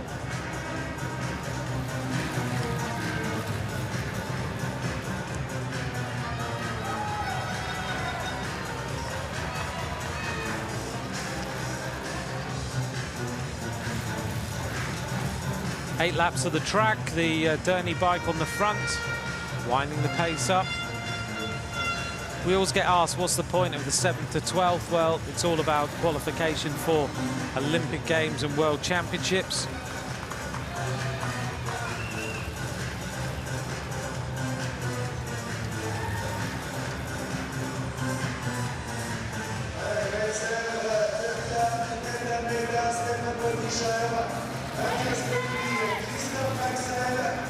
Well, the atmosphere has really gone up a notch in here after that performance of the Australian women. An incredible race. 4 laps to go now.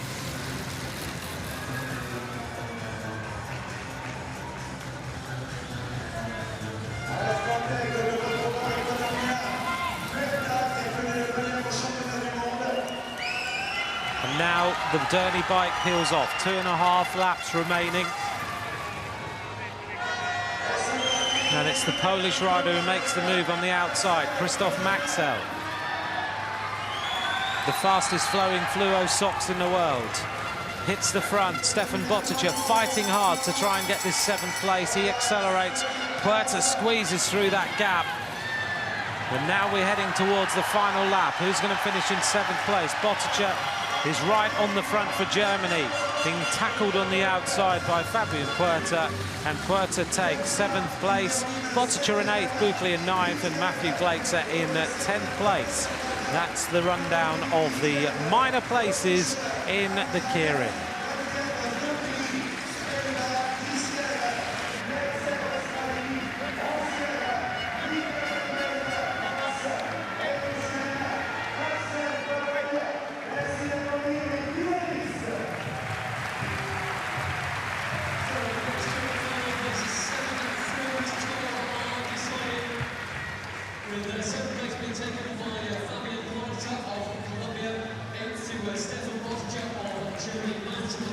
Our next race then will be the final. 2 New Zealanders, 1 Malaysian, 1 Russian, 1 German, and of course the triple gold medalist of last year, the Frenchman Francois Pervis. If he wins this race, there is going to be a big party in Paris tonight.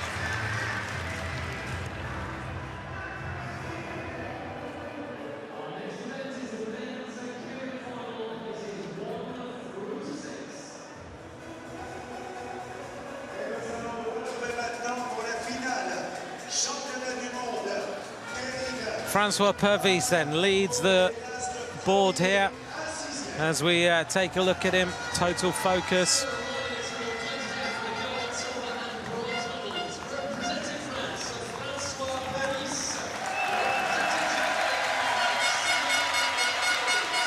The reception for Francois Pervis. And now the New Zealanders as well, with Ed Dawkins wearing number 295 and Sam Webster. There's a Wang as well, the Malaysian rider who likes to bump and barge a little bit.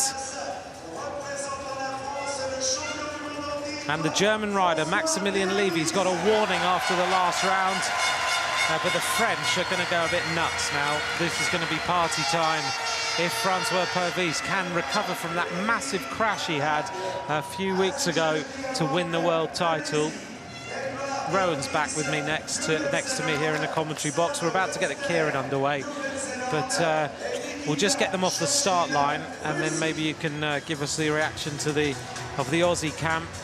Keirin racing, Francois Purvis of France, a big favourite. The fans are all ready.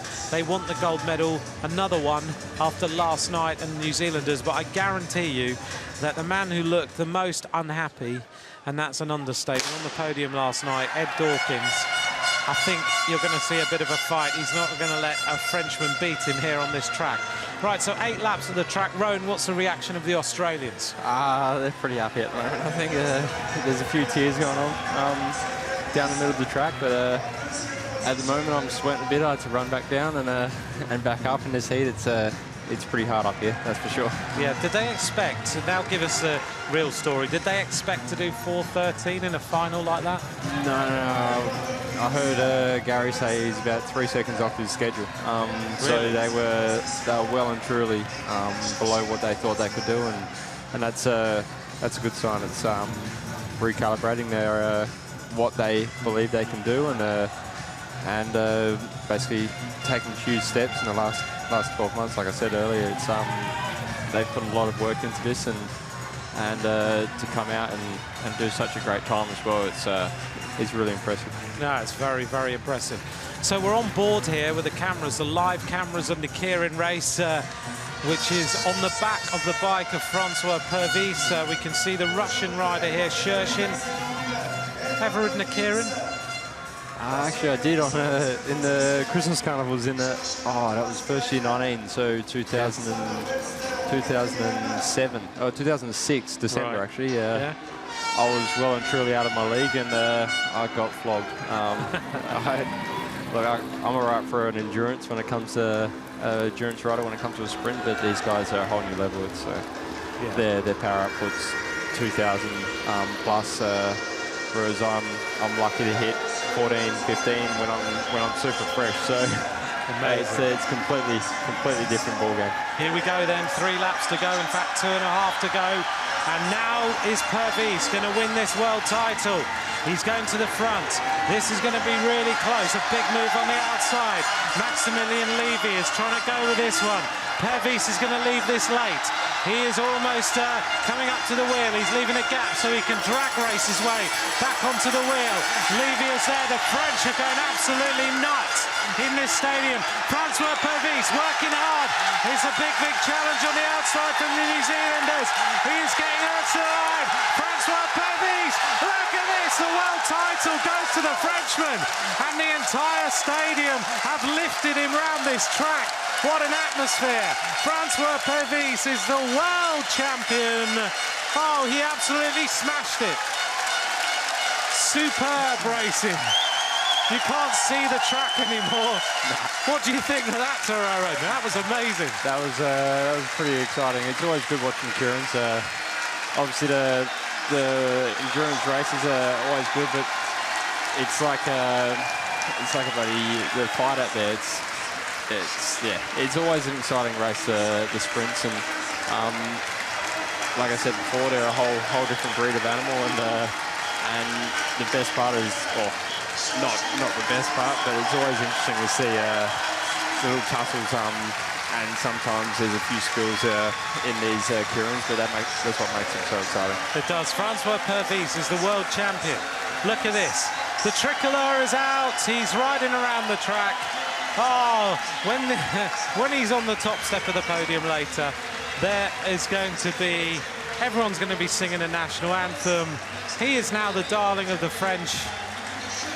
He's smiling. He won 3 gold medals last year, and he had a massive crash in the build-up to this in Colombia. And now, look at this. Here is the replay on the cameras. A Wang is right in the wheel. Tucked in as well, the New Zealanders. Ed Dawkins takes the silver. A Wang of Malaysia. There he is, right on the wheel. They were perfectly placed. Dawkins trying to fight to work his way through. A Wang found his way through the gap, but this man, the Frenchman, the fastest rider in the world over a kilometre with a stunning 53 seconds, hits the line just ahead of Ed Dawkins of New Zealand, who takes a silver medal again, and a Wang of Malaysia takes the bronze. Well, that was worth being here for, because you could feel the vibration through your feet. Such was the noise, and now he's just going to be mobbed by everybody in the track centre. Well, to win a world title in your home country is incredible, isn't it? It's always a bit of a bonus, actually. That brought back memories of London Olympics, when obviously the Brits, whenever they were going around, you could always tell when they were on the track. So yeah, the minute. To the point where you knew exactly where they were on the track. You could hardly even hear yourself talk. And it was a lot like that here as well. Amazing, isn't it? Look, he's up on the track. The programme has been held off. This will go on for a while. His fan club are there. Oh, the emotion now of Francois Clovis. He's such a brilliant guy. He's so quietly, but you get him on a bike and he's like a total monster, isn't he? He's a beast on a bike. But you just talk to him in the middle of the track and he's just dead quiet, courteous. It's incredible. It's weird how a lot of them are like that. You spoke a lot about Eddie Dawkins. He's quite the same. Obviously, if you get on his bad side or you annoy him, like obviously the team sprint relegation did it last night. You see their fiery side, and that's what makes them so good at this. Obviously, every sportsman has to, or woman has to have that sort of burning, that fire in the belly, and they just have a little bit different style of racing. Yeah, they do. Well, I haven't seen Francois Purvis cry before, but he's now totally in tears. This is the replay from this overhead camera. He got that right, absolutely perfect. He held off, and they do this. Victoria Pendleton explained this to me. They hold off so they can race into the slipstream of the rider in front, because it kind of drags them along, doesn't it? Yeah, it gives you a huge bonus, even that 20-30 meters off the wheel. If you're not fried or buckled, we call it, you can still get a benefit from it. So you'll see, that's what I was talking about, when you get a team's pursuit in sight, it still does give you somewhat of a benefit. So there's no turbulence, it's more about there's still some slipstream there. It actually breaks the air up a little bit, and a little thing I found out is, obviously I've never been the one calling schedules on the side, but they notice the wind when you come past, and it comes a couple of seconds after, so it still drags the wind around afterwards, and if you went out there now, you'd still get a bit of a benefit. Even now? Just a slight little bit of, yeah. There's a Mexican wave going on now. We won't join in. They'll keep it going. It's going to go round and round this arena for a long time. What a great final to witness. Before you disappear, some very final questions quickly. Peter Schmitz asked an interesting one. Do you think Eddie Merckx would have beaten your distance using the same bike technology you were able to use? That's a tough one, actually, because you could compare it, my time to his, if I did it on a standard bike like he did. Congratulations, ladies. You've been waiting 5 years for that, and you got it tonight. Yeah, certainly it was a long time since 2010. Over the past couple of months, all four of us have been training inside and out, and really hard, and it's just great to share this special moment with these girls. I mean, it's I couldn't ask for anything else. And beating Team GB must have a very special flavor. Pardon? Sorry? Beating the British, but very special. Absolutely, they've dominated the last few years, and so we've always been out to try and top them. So they put out a bloody good effort there, pretty much a world record as well. So it took a lot to beat them, but we're so stoked that we did. And you did it with a world record. I mean, you started very strong and you kept the pace. Yeah, our coach knows us too well. He knew exactly what we needed to do, and he said, look, just ride to what I'm doing. Don't worry about anyone else. You know what you can do. And we backed one another in, and we backed him in. And to Ian McKenzie back home, who's been helping and training us, we have to thank him and all our families for supporting us. We had 2 world records in 2 days. Is this a fast track here? Yeah, definitely. I think, all the world records prove that, and it's just an awesome opportunity to be able to come out here and, break our world records. Fantastic. Thank you very much, ladies. Thank you. I don't know about you, but I didn't really hear much of that. Oh, they were even struggling here, I think. Because meanwhile, it's still going on. The Mexican wave is still happening. Right, 2 more questions, and then we'll let you go, and you can go and celebrate, Rowan, a fantastic win during during tonight for the Australian team. Thanks to all of you for joining us tonight on the hashtag. Do you like rice pudding? Actually, I used to hate it. And everyone used to get on to me and say, look, you need to have it. It's good for after racing. And then I put that much honey in it for, I reckon, about a year. And then I slowly weaned the honey off, and I eat it straight out of the can now. That was my my staple diet for a week after I got my wisdom teeth out last year. Yeah, so I do enjoy it, yeah. Right, we said we'd ask you anything. Before we move on with the next victory ceremony, very quickly then, because I think you'll probably want to go and see gold medals and all that. What's next? Where do you head next? Next is Paris-Nice, actually. Yep. And then I think I've just been thrown into Oregon. After that, and yeah, then after that, it's Pays Basque, Romandy, Swiss at the moment. So it's the first part of the season, and hopefully that leads to a certain race in July. A certain race in July. Well, we'll hope to see you there. Look, thank you very much. I know you want to enjoy seeing this gold medal presented. Thank you very much. You've got a busy schedule for taking the time to join us. Rowan Dennis, world hour record holder. All the best for the season. Thank you. Thank you very much for that, mate. Thank you very much, Rowan. He's going to go and enjoy this medal ceremony and seeing the teams here being presented, the Canadian squad first of all, as they get their bronze medal.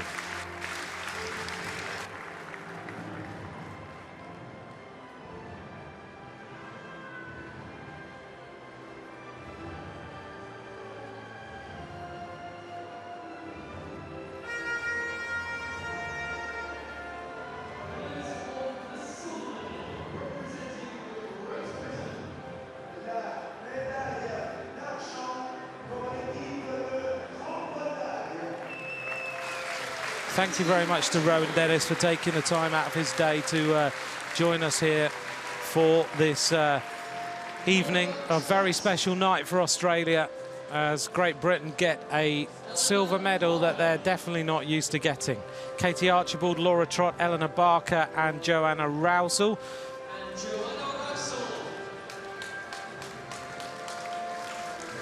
The time of the team pursuit has been recalibrated. It's recalibrated now by this Australian team. What a stunning performance over the last few weeks. They've built up. And they really have turned the heat up in the women's team pursuit now. That time was a thrilling time. And as Rowan gave that little bit of insight, there's a possibility this team think they can go faster, but they're now the world champions. For all Australian fans out there, this is the team who have suddenly changed the whole face of women's team pursuiting.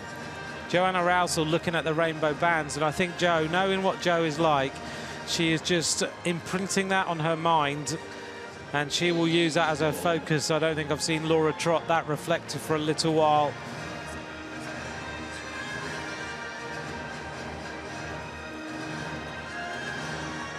I think the Britain team could take being beaten by 0.2 of a second or 0.3 of a second or something, but to see the world record move from 4:16.552 to 4:13 has now given them a huge amount of work to do.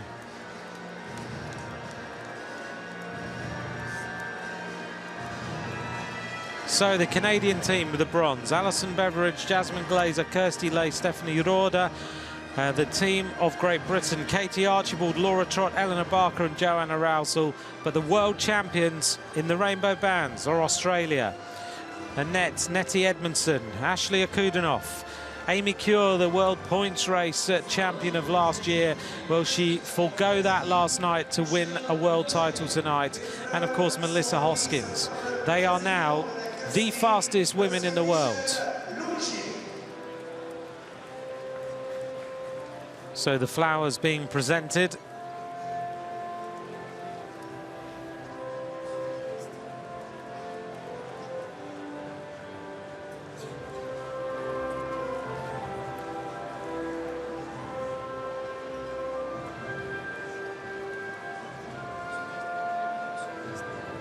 Katie Archibald with the wild hair that she always has. It changes colours all the time.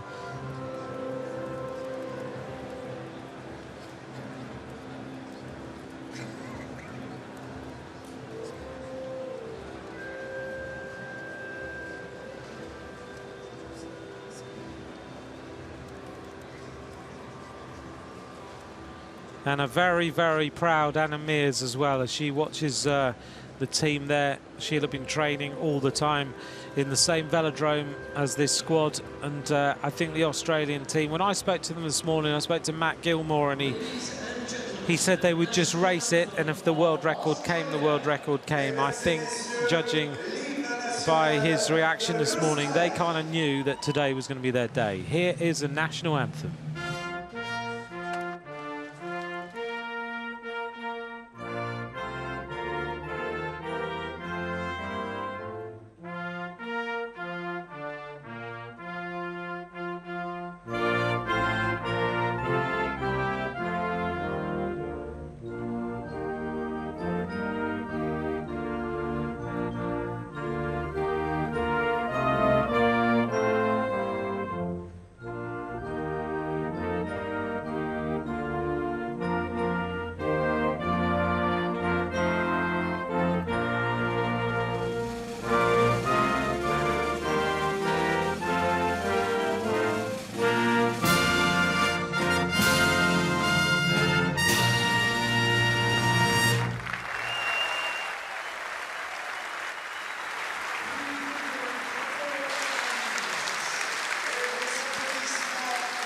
Australia are the women's team pursuit, world champions and gold medalists.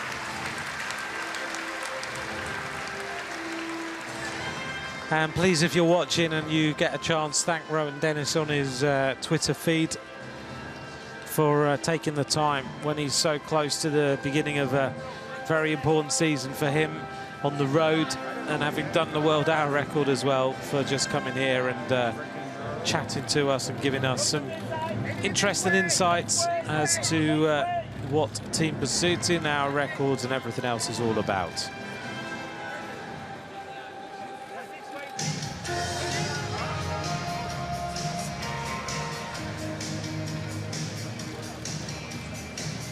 A few other questions about Dame Sarah Story's world hour record. That's coming up in 1 week's time, and lots of work being done to enable that to be seen live.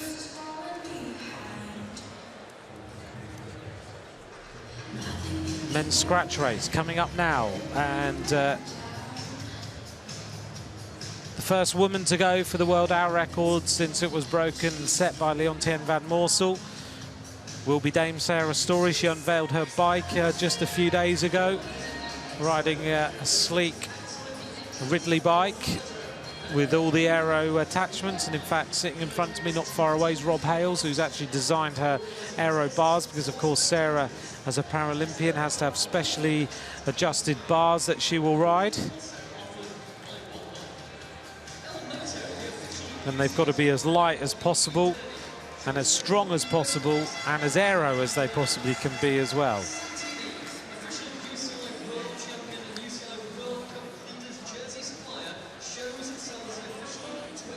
Well, we're getting ready now for the men's scratch race, 60 laps of the track, 15 kilometres.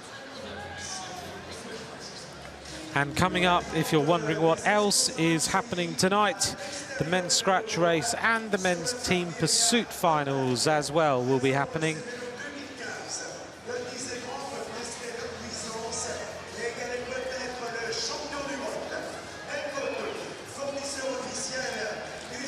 So let's get the riders up on the track. Straight scratch race, 15 kilometres, 60 laps. First rider across the line takes the World Championship.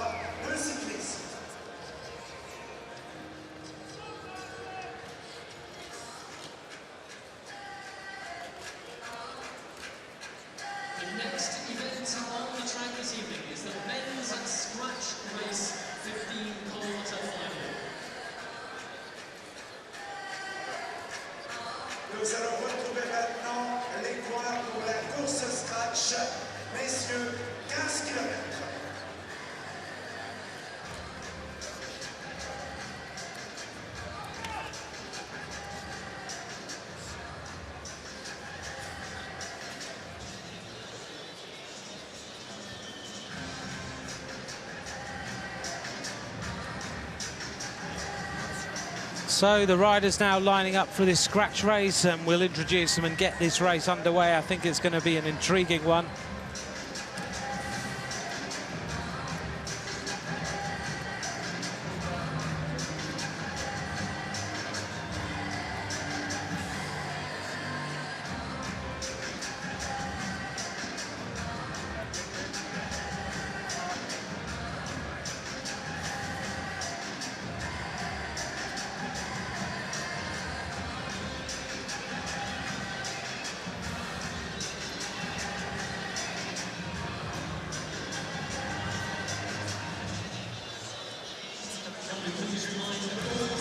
Well, join us at UCI_track if you would like to. That's the Twitter feed for UCI track cycling.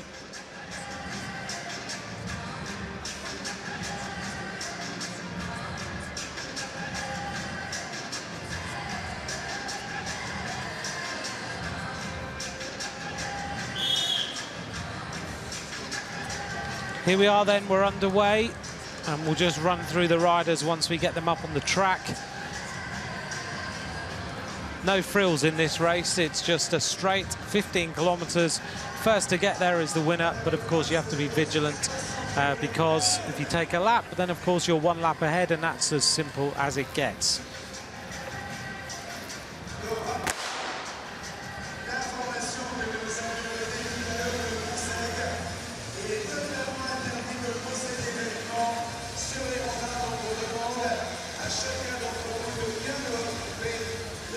Twenty riders then taken to the start of this scratch race. And the riders just settling in at the moment. From the Ukraine on the front of the race is Roman Gladish. Also in the field tonight includes Martin Irvine of Ireland. Martin, who has got a great track record in this scratch race. So everyone just sharing the tempo at the moment. The New Zealander on the front of the race now, for all the New Zealand fans, is Regan Goff. So no one prepared to take on the race yet, as the Australian rider takes to the front now. Maybe he'll be very, very motivated after seeing his compatriots take that gold medal. There's a few riders hanging off the back here. The New Zealand rider looks like he might have a mechanical problem. He's coming to a slow. Regan Goff looking down. I'm not sure, there's a bit of a problem here. There he is.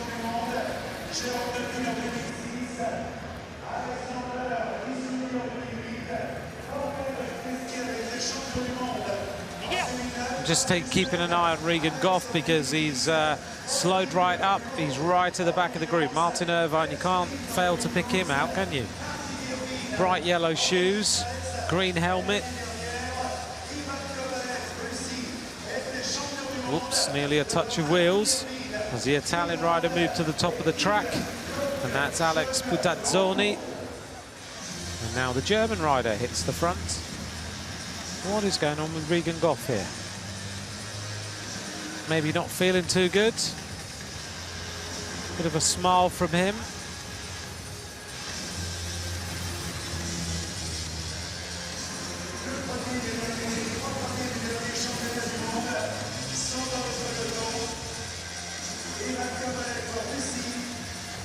So Regan Goff is slowing down. And he's out of the race. So New Zealand now have no rider left in here. He's gone round to the other side of the track. And he's coming to a standstill.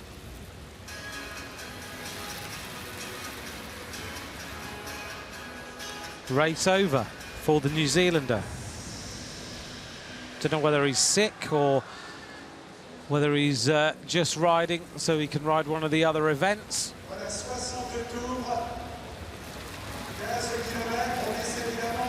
Thank you for the messages on Twitter. Oh yeah, he's riding in the team pursuit lineup later, so he had to start the scratch race. So thank you to Sarah van Boemen. That's exactly why he's come to a standstill. So he is going to be in their lineup later. Sometimes there'll be a switch around. Great Britain have swapped out one of their riders for Matt Gibson for the final, but Regan is going to ride in the team pursuit. So we totally understand why he'll come to a standstill now. He's had to warm up, go and ride the race, and then he'll go and carry on warming up. 47 laps to go. Thank you, Sarah, for your message on Twitter. 47 laps to go. And we're down to 19 riders in the string. Martin Irvine goes to the front for Ireland.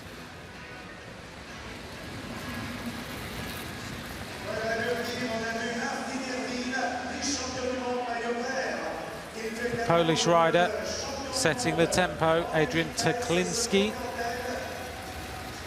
And the American rider in there, and the Stars and Stripes. If you're just trying to pick the riders out right now, we'll just make sure you know where everyone is. Bobby Lee. Bobby Lee's been riding well this season. It was third in the Omnium in London in the World Cup. Could be an outsider here for the gold medal, Bobby Lee. I've been watching him in the World Cups this season. He's looked very, very good indeed. The temperature's dropped in this track. Number 30 on the front for Germany, Lukas Liss. And the Russian team in the blue and white. Following through then to the front now is Tim Velt of the Netherlands, silver medalist in the Omnium and the World Championships in 2014. Irvin's doing a lot of work. I was in the Irish camp, I think I mentioned earlier, having a cup of tea. It's what you do in Ireland. Settle down, have a cup of tea and have a chat. Interestingly, for those of you just like to know who works behind the scenes for the teams, Stacey Kelly. Now there's a famous Irish name in cycling for you. Sean Kelly's daughter is the soigneur of the Irish team, so she made me a cup of tea.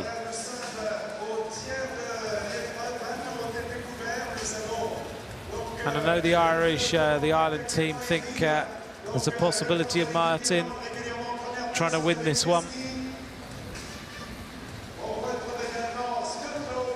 He was very focused this morning, apparently.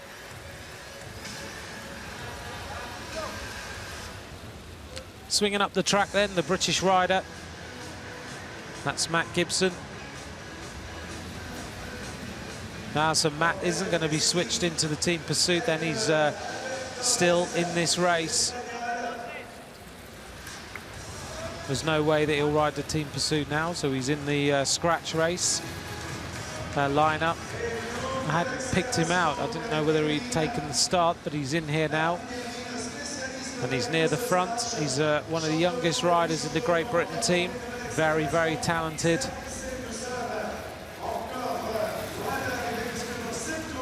Lukas Liss hits the front again. 37 laps to go. In the background is Daniel Monjas, the speaker of the Tour de France until last season when he retired. I still have the video of him doing his final commentary on the Champs-Élysées. I had the goosebump moment of standing in the same commentary box with him as he did his final commentary. It was an emotional time, and it's something I'm going to always keep. We're not far from the headquarters of the Tour de France, actually. The fans are enjoying this one in this velodrome right now in Saint-Quentin-en-Yvelines. Thank you for all your comments on Twitter, at @Macross and at UCI_track. Rowan isn't going to join us again tonight. He's gone to celebrate with the Australians. Not too much, of course, because his road season for BMC is about to get underway. But I think a rider who is right now, in terms of his program, for him to take his time out, sit here in the boiling hot that it was, just shows you what these riders are like. Giving their time and giving some comments is something that you don't always get from an athlete, and is very much appreciated. And over the next couple of nights, we're going to try and bring you other athletes and guests here to the commentary box to give you a little bit more insight as to current racing, as we see Cyril Thierry of Switzerland go on the attack. The Swiss, I had a little sit down with them earlier on. They'll be hosting the European Championships at the end of the year in Grenchen, the track in which Jens Vogt beat the hour record. Looking forward to being the speaker of those European Championships, and they are hoping that they can just maybe steal a medal during the racing here tonight. They're not the favourites in any of the disciplines, but right now, if they can spring the element of surprise, it could pay dividends. And the Swiss rider Cyril Thierry now on the attack and moving clear. He's got about a quarter of a lap. It is the Spanish rider who's taking up the chase, but he swings up wearing a very aero hat here on the track, Albert Torres.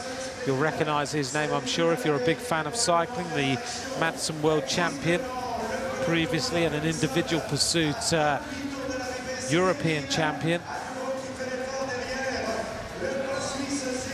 But still, this attack continues.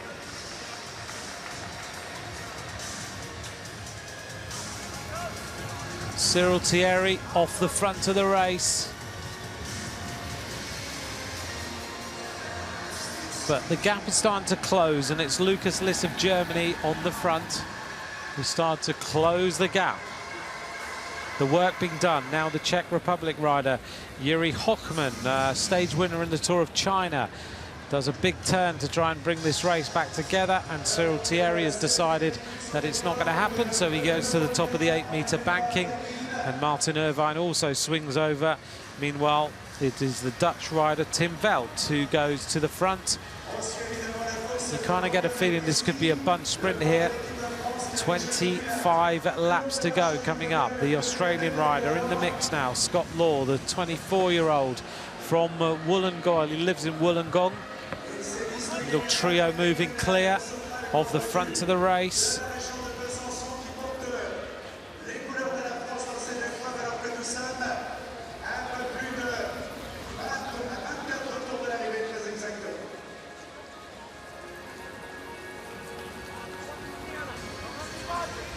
No one's really managed to break the will of the riders.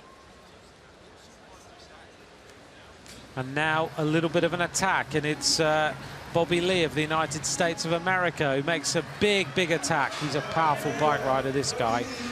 And he looks around, he sees he's been joined by Scott Law, and he's also joined by Matthew Gibson. So 3 riders going clear, another attack, and it is King Lok Chung of Hong Kong, China, who now makes the attack, and the pace is very high.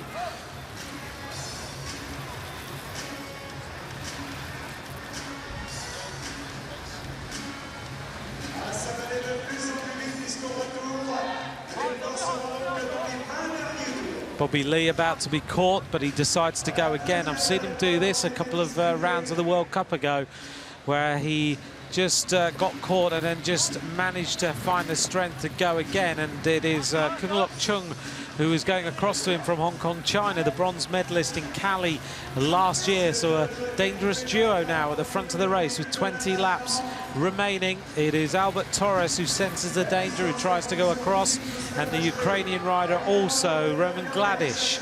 So a group of 2, another group of 2, a group of 5 behind them. The peloton led by Martin Irvine of Ireland. 19 laps to go.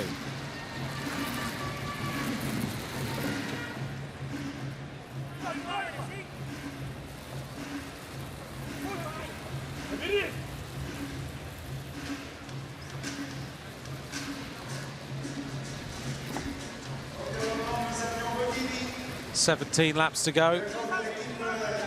And Bobby Lee looks around to see what's happening. And the answer is that Albert Torres is now joining up. So 4 riders on the attack. Bobby Lee in the red and blue of the United States of America. King Lok Chung of Hong Kong, China. Albert Torres and the other rider in there, Roman Gladish. 4 riders going clear with 16 laps remaining. An important moment in this race. You'll notice the judges stand there in the blue shirts, They point to the front of the race all the time, so that all the commissaires and judges know exactly where the front of the race is. Big giant screens in the middle of this track that everyone can watch. As someone explained to me yesterday, or described it, a little bit like a basketball arena, where you can see everything that's happening in the center of the track. A few different touches in this velodrome. 4 riders still clear, a slender advantage. Now the French rider, as they normally say, in a race like this, if your name isn't mentioned, you're probably hiding and you will come to the front at the right time. And Morgan Kniesky is now moving his way towards the front of the chasing group. Kniesky, a rider who rides in Great Britain for Team Rally, and he is a very good rider at this race. World champion in 2009, a bronze medalist in 2011. 4 riders clear, 12 laps to go. And now we see the attack of Lucas Liss. Morgan Kniesky is at the front of the chasing group. He moves into the string. The tempo is very, very fast now. 11 laps to go. Bobby Lee continues to tow this group around with King Lok Chung, Albert Torres, Roman Gladish, and now Lucas Liss, who shakes his head and says, I can't do a turn yet, but I will do when I can. 10 laps to go.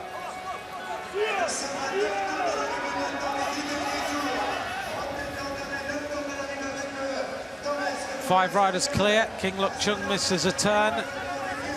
It's a bit unmanageable here because these 5 riders now will start to think about the medals, and Martin Irvine trying to close the gap for Ireland with Matthew Gibson.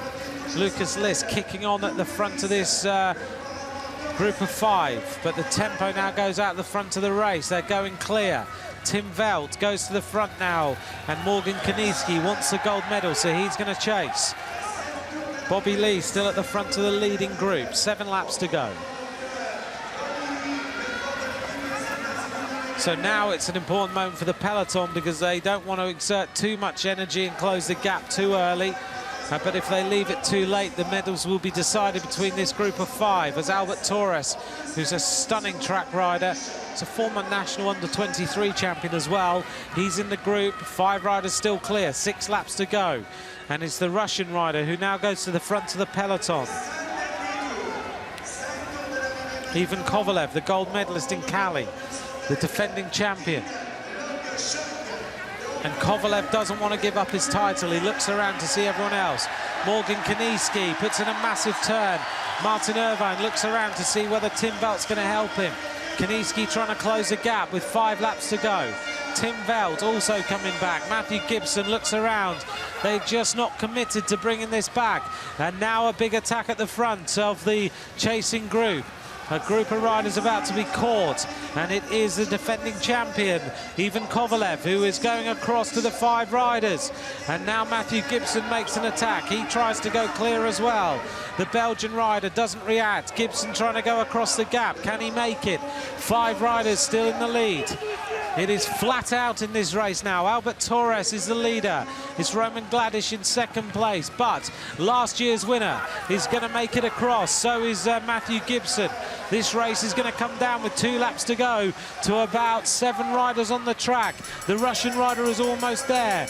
It is going to be this time 1 lap to go, the final lap of the race. It is Lucas Liss who attacks, and Gibson and Gladish aren't going to get there. Lucas Liss goes round the group of riders. He catches them, and now he hits the finish line. Lucas Liss takes it. Torres takes 2nd.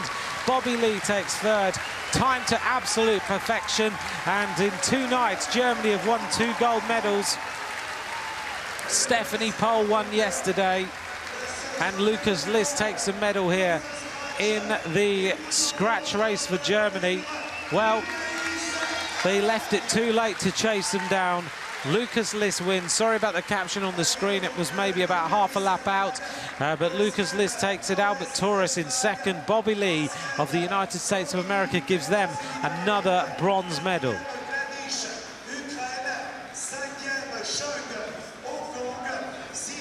So they caught the group that were at the back of the race. Lucas Liss attacked straight away. Albert Torres sensed the danger, but it was a little bit too late. And Bobby Lee managed to race through to take a bronze medal. I thought there was a chance that he would stand on the podium tonight. Lucas Liss is the world champion.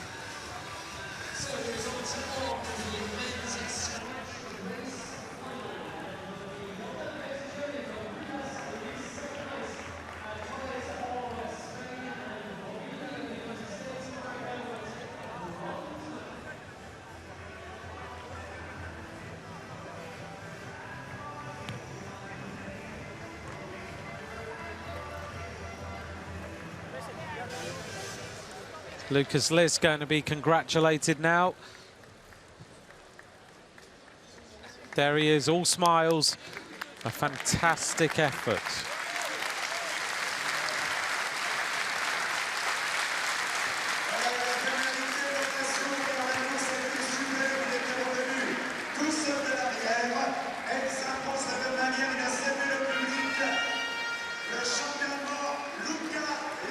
Lucas Liss is the world champion.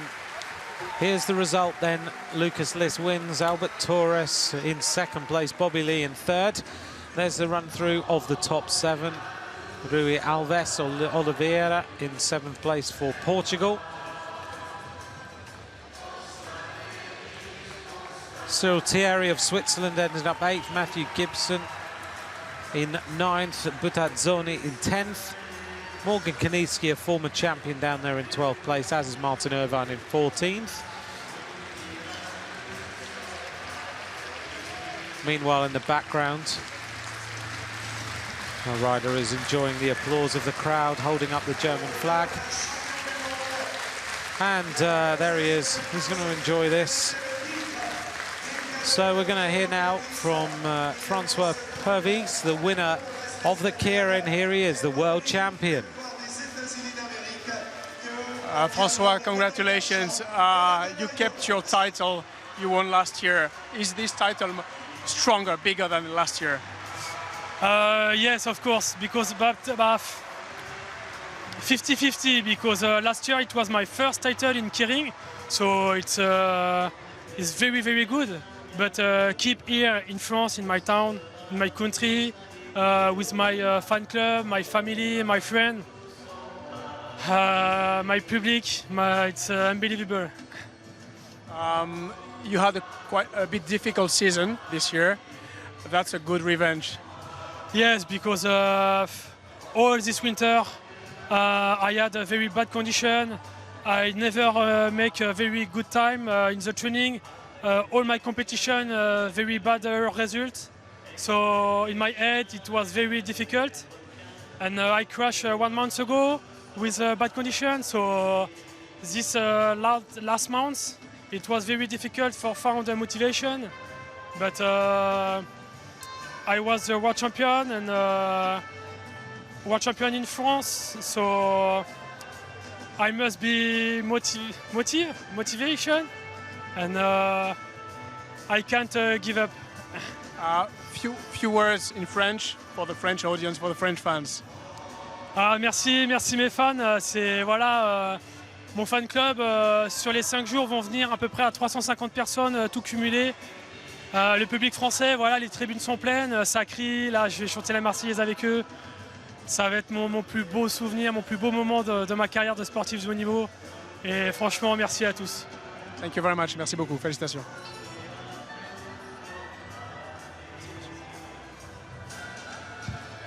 There's Francois Purvis about to take his seat. So the men's Keirin victory ceremony coming up next.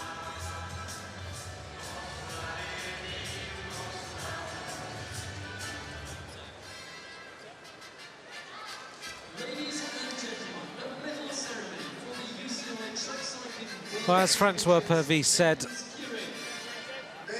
he had a terrible crash during the winter. He just couldn't get on form, but it's all come good here in his home city. This is going to be the highlight of his career so far, I think. Winning a world title in front of his home fans. He's all smiles, but I think when this national anthem plays, an emotional man is going to get very, very teary. He said to me a few months ago but he couldn't wait to ride here in Paris, and he hoped he could find a form to win this one, and he certainly has delivered.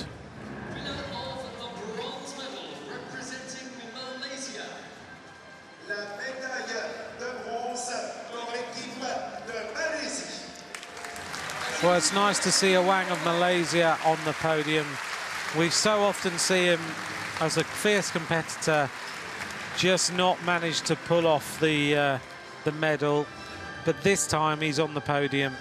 The bronze medal for the man who works hard, crashes quite often because he's such a competitor, but he's there with the bronze.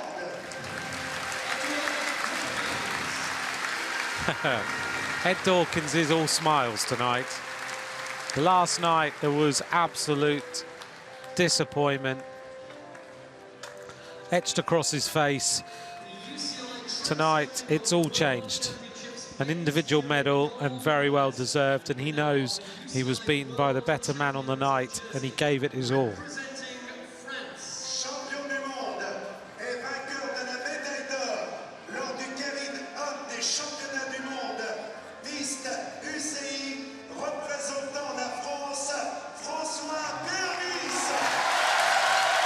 Francois Pervis is the world champion of the Keirin. He backs it up and he takes the rainbow bands as the world champion here on the track. The Saint-Quentin-en-Yvelines here in Paris, near Versailles.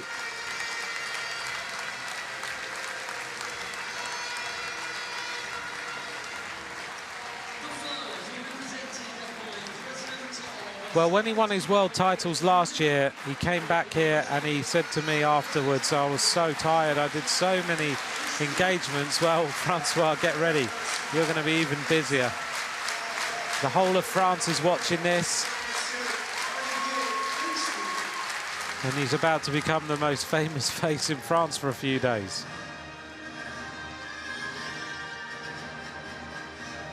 Tomorrow he'll be all over L'Equipe and everywhere else.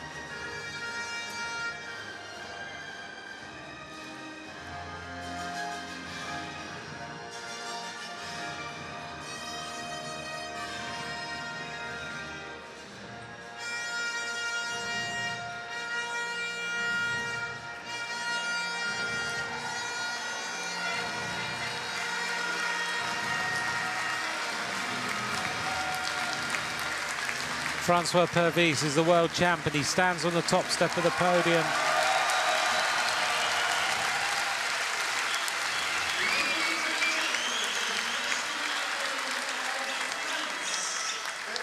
Standing room only. Here we go with the national anthem.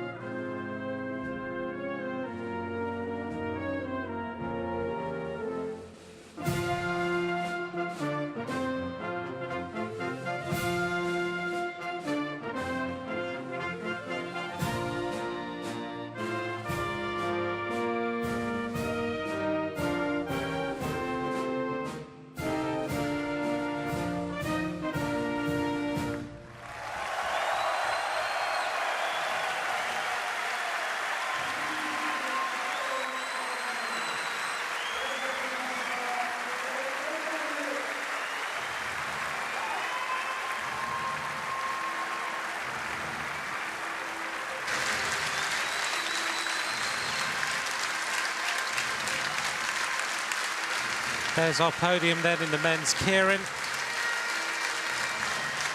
Wang of Malaysia, Dawkins of New Zealand, Francois Pervis of France.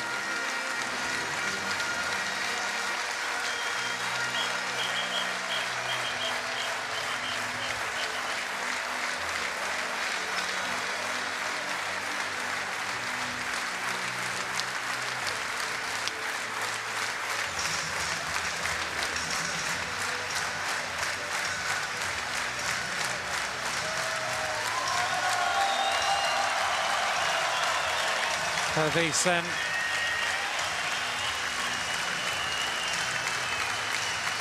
Acknowledging the crowd.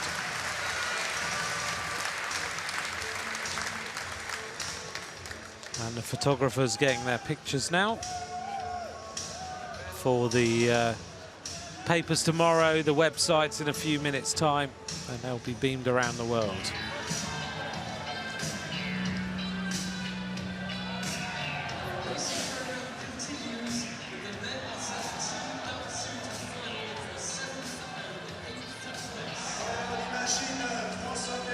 Don't go away though, we've got more action to bring you before the end of tonight.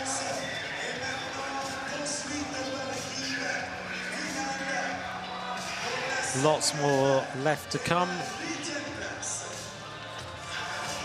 The men's team pursuit final is coming up next. Men's team pursuit final will be a real tussle, I think. The gold medal ride-off between Great Britain and New Zealand with a very young team.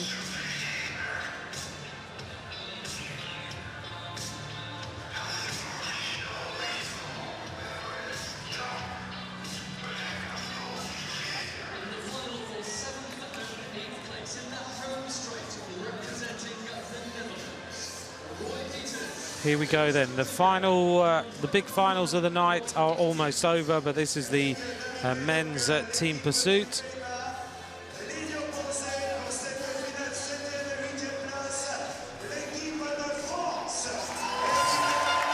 So we have, first of all,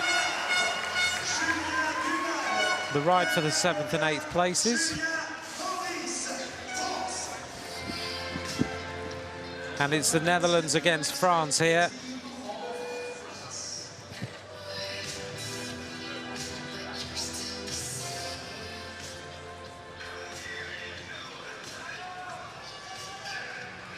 Thank you to you, those of you who have interacted with me on Twitter tonight. It's always great to hear from you.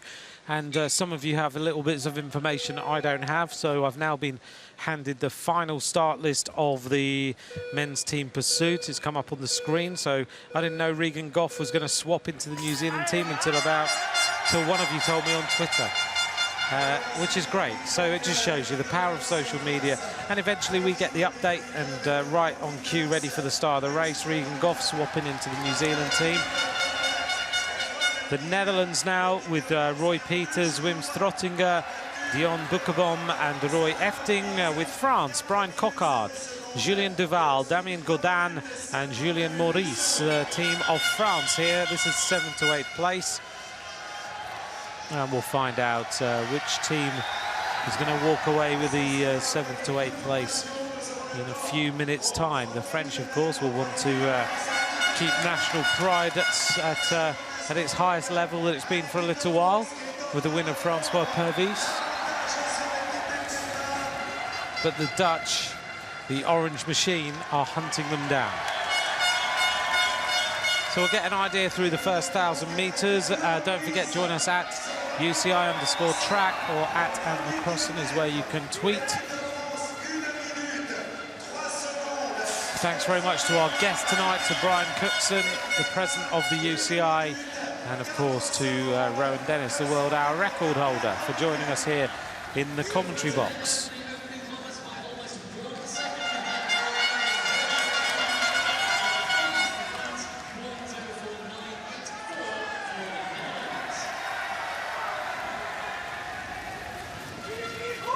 Through the first 1,000 metres then, France are ahead in 1:39.53. And the French are absolutely motoring. They're giving the crowd something else to cheer on. So the team, Brian Coquard, of course, a Eurocar professional, Julien Duval, Damien Godin and Julien Maurice look very, very well drilled on this track.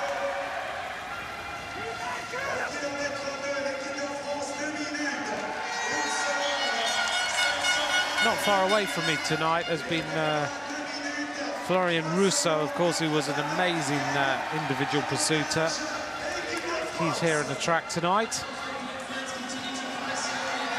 As the French lose a rider, so they've lost one now.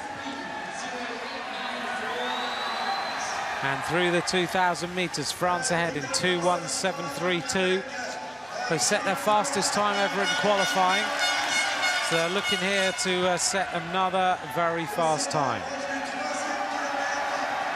And they are faster than the Netherlands by 2.1 seconds. So the French, although they're down to 3, are looking very, very good so far. Tempo is high. The Dutch, though, with 4 riders. France go through first, through the 3,000 metres in 3:00.106. So France looking at a ride of under 4 minutes here. If they continue with this and they're kicking on, the Netherlands have now lost a rider as well, down to the 3 each on each side of the track.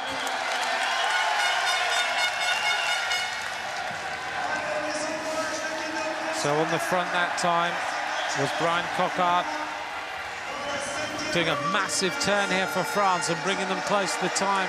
The team of the Netherlands, look how fast he's going. He looks good. They censor and record, but Coquard's going a little bit too hard here. And he's leaving the rest of his team. He swings up to see where they are. And the answer, Brian, is a few lengths behind, and now he's got to slot in. And that's cost them a little bit. Too hard a turn, far too strong, but here they go as they head towards the finish line. France hit the line, 3:59.845, and Netherlands 1.4 seconds down. So France finish in 7th place in the team pursuit.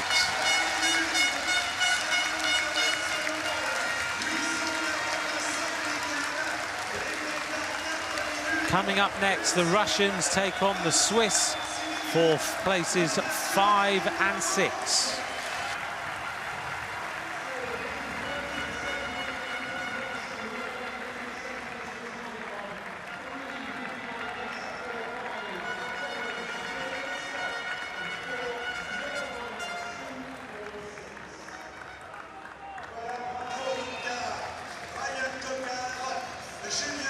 Brian Coquard doing a massive turn there on the front.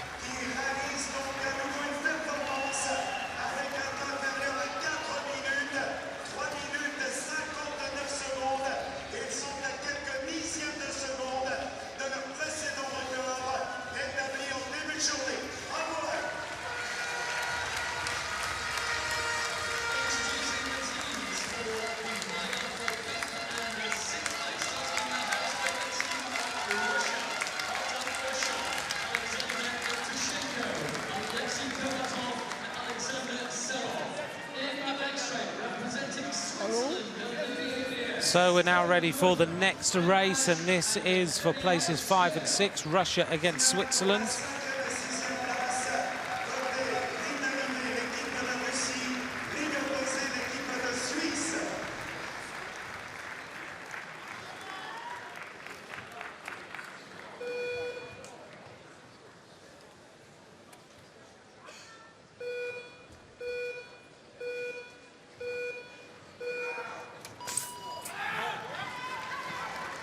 So the Russian team then, Artur Urshov, Alexander Evtushenko, Alexei Kubatov and Alexander Serov, with the Swiss team of Olivier Beer, Tom Bowley, Stefan Kung and Frank Pasha.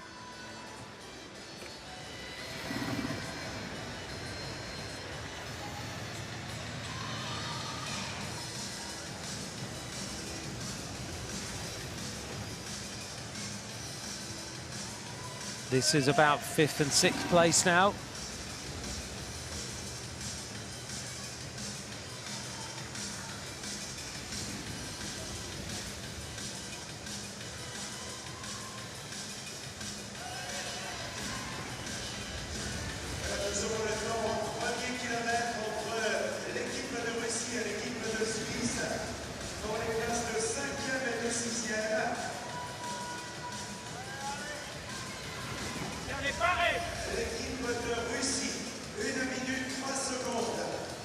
There's the coach in the inside of the track with the iPad giving the teams the updates on exactly what's going on. Remember, the bronze medal ride-off will be Australia against Germany, and the gold medal ride-off Great Britain against New Zealand. The Australian team look like they're bringing Jack Bowbridge in Great to see Jack here on the track after he went for the world hour record as well.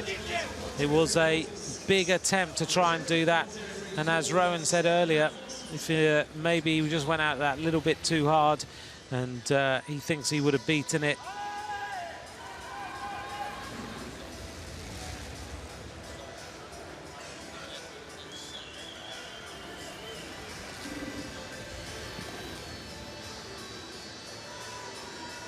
So through the 1,000 meters, Russia were first, 1:3.426 through the 2,000 now, and Russia still lead to 0:0735.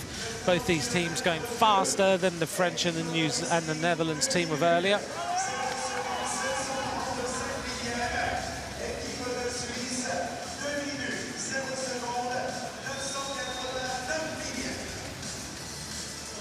And the Russian team just edging this at the moment, but it's pretty close.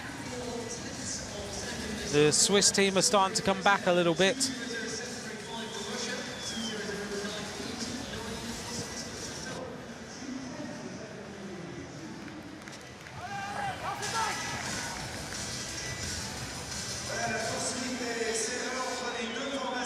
Here we go then, getting into the 3,000 meter point. And the Swiss team, the best known rider in here is Stefan Kung, a good track rider, 0.7 down at the moment through the 3,000. Russia in 2:58.405, so they are certainly looking at a ride of under 4 minutes here for Russia. This track is fast. Very warm again in here, they've ratcheted up the temperature.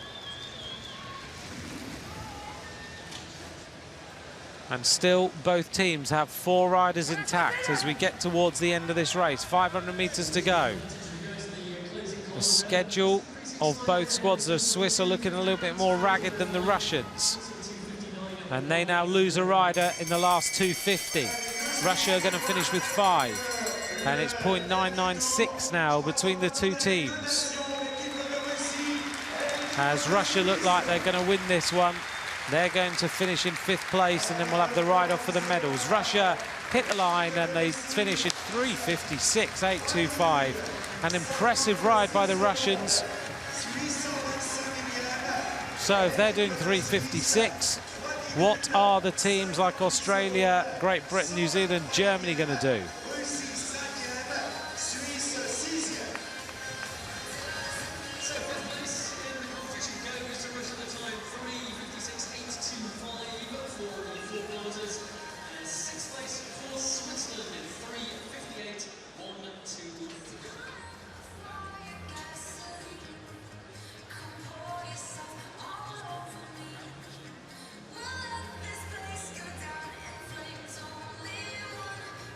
So wherever you are, whatever country you support, we're getting ready now for the medals in the men's team pursuit.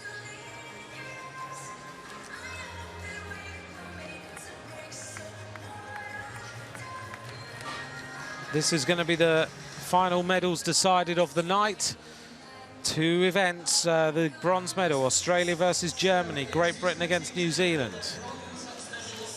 The Australian team, they of course had that problem in qualification, the bolt snapping on the bike of one of the riders, and then the crash and puncture.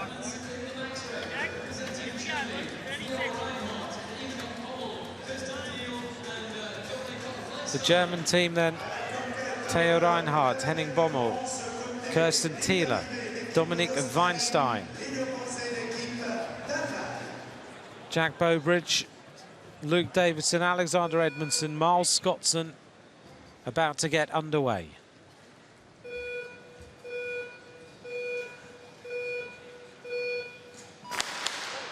Whoops, full start.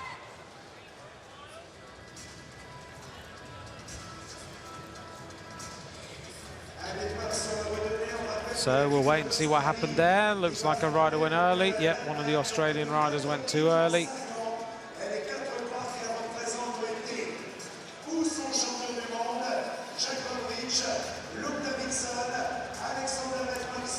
Little bit of adrenaline rushing through these riders.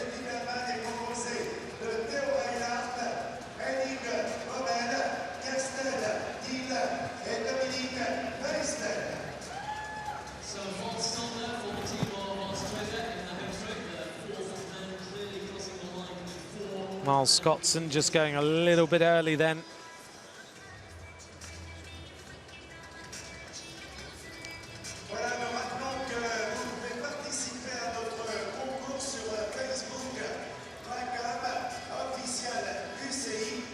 These riders, it's now 10 o'clock at night in Saint-Quentin-en-Yvelines. So they've been warming up, they've been waiting, the Australians buzzing after the win of the women's team pursuit. So it's no surprise the adrenaline is absolutely boiling over right now. The Germans composing themselves, Theo Reinhardt, Henning Bommel, Kirsten Thiele, Dominic Weinstein.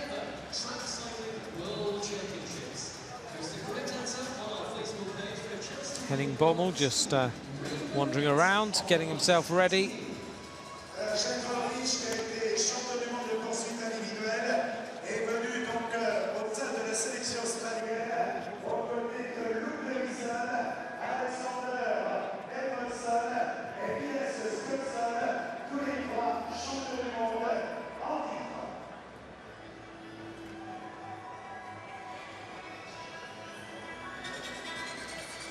Now tell me, is Jack Bowbridge sporting a bright yellow nose ring?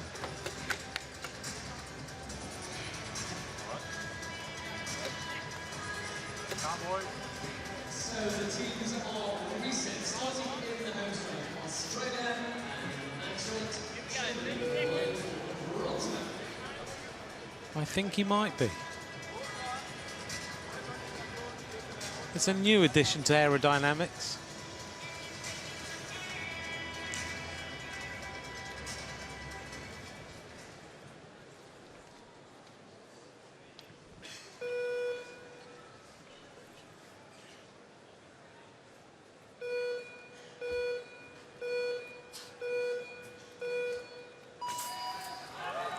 So safely underway this time. The Australian team leading off there. Alexander Edmondson. So he's seen Nettie take the gold medal. Can Australia now take the bronze in the men's team pursuit? But losing a rider already at the back of that string. They've set off like an absolute rocket. I think the morale in that Australian camp must be absolutely off the limit right now. And Australia have gone out, and it looks like they're going to ride the team on the other side of the track, the Germans, down. It looks like they've decided that's it, we're just going to catch them. So they've shocked the Germans a little bit, because already this Australian team are almost in the same straight as the Germans inside the opening kilometre. And in fact, they are in the slipstream now as they go round. They are very, very close to the team of Germany. So look at this, let's have a look. In fact, nearly 2 seconds already in the opening kilometre.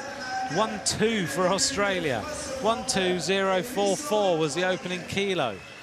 1-3-8-2-3 from Germany. A 1-2 from a standing start. So Australia, have they set off just a little bit too quick here? Has the adrenaline got to them a bit much? Or has Jack Bowbridge's nose ring helped them in aerodynamical terms?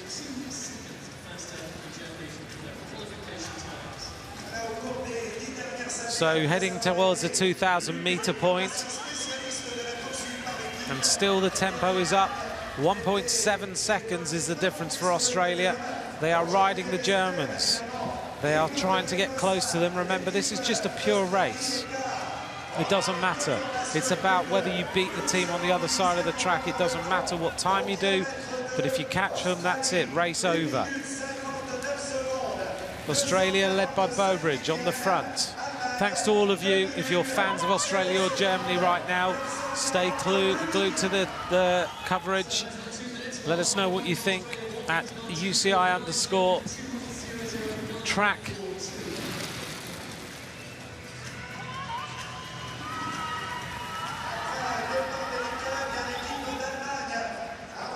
And Ant McCrossan. Thanks to Catherine Bates.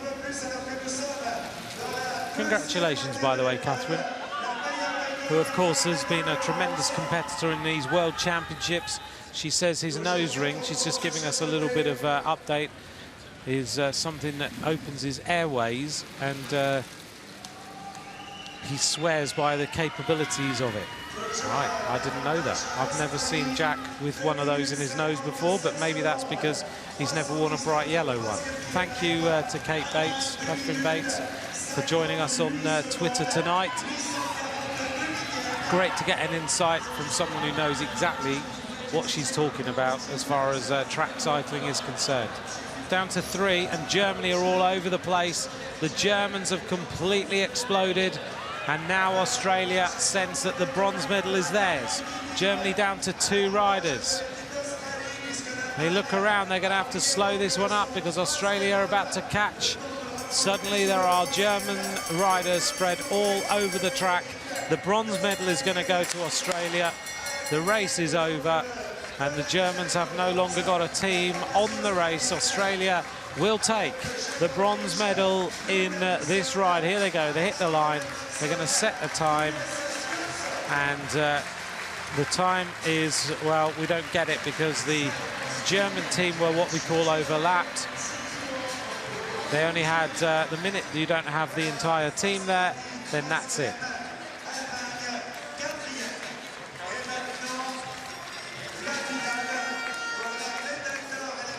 Australia then go home tonight with a gold and a bronze in team pursuiting.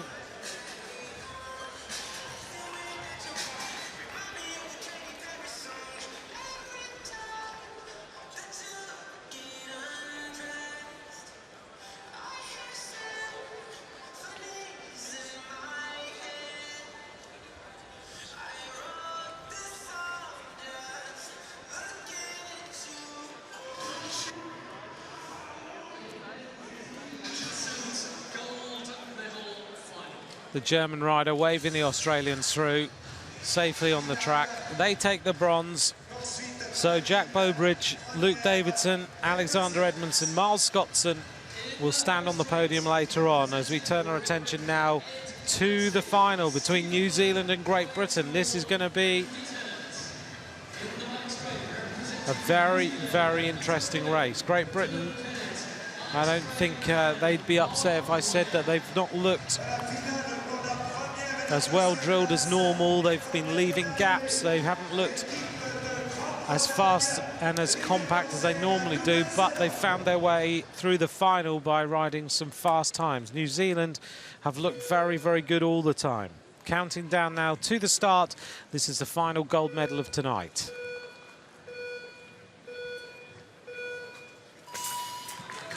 So they're underway. And it is Great Britain of Ed Clancy, Olympic gold medalist, Stephen Burke, Olympic gold medalist, Owen Doull and Andy Tennant. Andy Tennant, a European individual pursuit champion. New Zealand with their team of Peter Bulling, Regan Goff that we saw just a moment ago, taken to the scratch race. Dylan Kennett and Alex Frame, the New Zealand team, average age of 20, which is really impressive. So, who is going to win this one?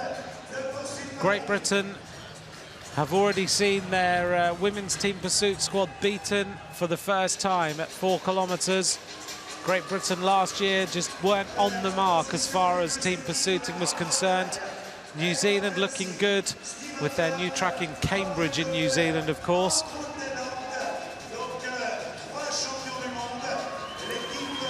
So here we go.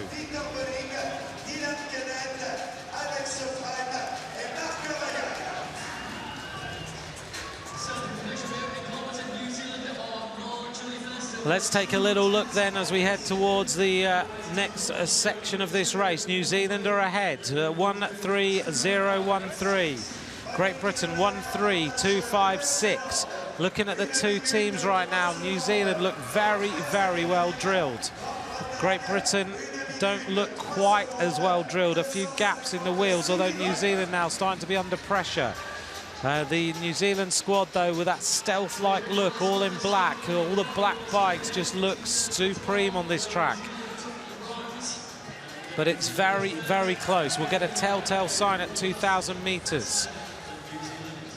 Great Britain with the riders of Clancy and Burke, who've won Olympic gold guess, have a little bit of an advantage when it comes to a final, but right now it is neck and neck between these two teams. New Zealand 159.644 against 159.748. These two teams racing each other, and it's very, very close. Remember the world record, 351.659. I don't think they'll get close to that, but it looks like a 355 sort of schedule that these riders are racing to, and both these teams now starting to look really compact and very, very well drilled. New Zealand are now starting to be caught, I think, by, or not caught, but caught back by the Great Britain team, but it is neck and neck on this track. New Zealand, though, still leading very slightly, and Great Britain hitting some pads. So there's a bit of pressure now on the Great Britain team. The pads on the inside of the track, making sure they don't ride on the Côte d'Azur, the blue section. New Zealand still looking good as they head now towards the 3,000 metre point. And it's Great Britain who are ahead in 2:56.408. So they're slightly ahead now. Britain lose a rider. New Zealand still with 4 riders on the track, and they now lose 1. So it's 3 against 3. As we head now towards a conclusion of this race. Who's going to take it? It's so close. It is a proper team pursuit here. It's no rider dominating it. It's all about racing each other. All New Zealand make a mistake. They thought they had 3 or 4 riders and they didn't. So a little bit of a mistake there, which gives Great Britain a little bit more of an advantage. I think there's a big burn of pressure going on here. Who's going to take this one? Who is going to take the final run into the finish? It's so close between these two teams. New Zealand under a massive pressure, hitting the line in a moment. It's so close. New Zealand are dropping 1 rider very slightly. This could cost them. Who's going to take it? Whoa, so close on the line. I think New Zealand have taken it in 3:53.915. But I'm just wondering whether there might be an adjustment here. 3:54.645 for Great Britain, but I'm just going to check before I finally call it, because the 3rd rider was a little bit further back. We'll just double check. There's no adjustments. I think New Zealand have taken the gold medal. That was a stunning ride by them. They rode it back, and 1 rider was just dropping off the back of the pace. 3:51.659 is the world record, and New Zealand with 3:53.915. That's the fastest. I don't think any New Zealand have ever gone faster than that. That is a scintillating performance by the Kiwi riders. Well, I'm not seeing any adjustments, so that will stand. Here we go. New Zealand are the world champions of the team pursuit. 3:50. In fact, hang on a minute. It is being adjusted, so I'm just having a quick look. I thought it would be 3:54.088. The time changes a little bit, but still New Zealand 3:54.088 is the time, not 3:53. And 3:54.687 for Great Britain. So there was a very slight adjustment. I was worried for the New Zealanders that they dropped 1 rider slightly off the back, and sometimes that can cost you when the judges finally make that tiny little change. So it's 0.6 of a second gives the New Zealand team the gold medal. Well, last night it was desperate disappointment in the race for the team sprint, but tonight they finally do it. They have taken it, and that is a fantastic performance from New Zealand.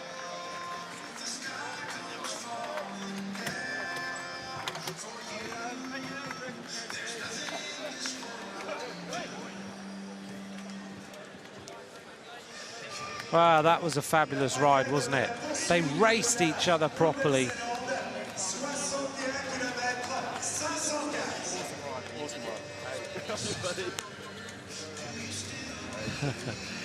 Thanks to Mike Cumming, the rider from the JLT Condor team, who sent me a picture of one of Jack Bowbridge's nose devices. I'm not sure I'd wear one of them. But thanks, Mike, anyway. See, everyone's watching. The pros are watching tonight to be up to date on everything that's happening on this track. What a performance by New Zealand. World champions of the team pursuit. And even with this point, I was concerned for them. The minute you lose that wheel, it can cost you the final run-in.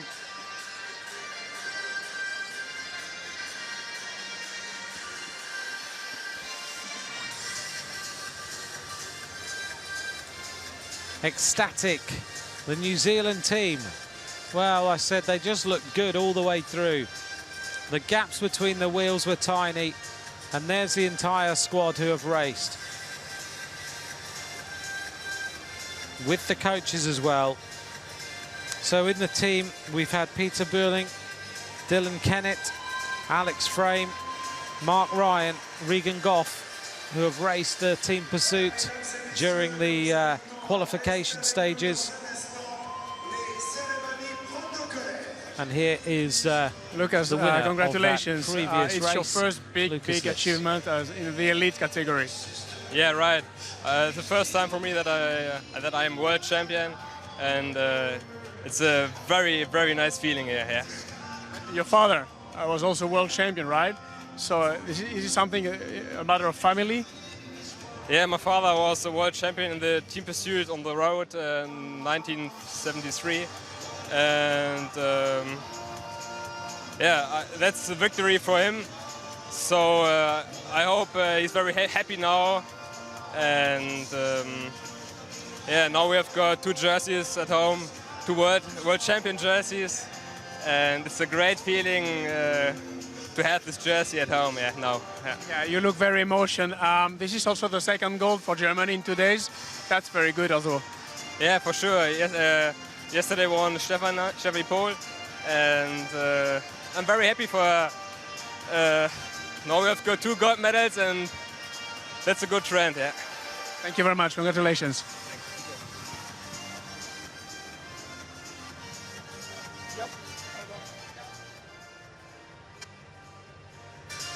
Lucas Liss then telling us his father, of course, was a world champion in the road team time trial in 1973. Ladies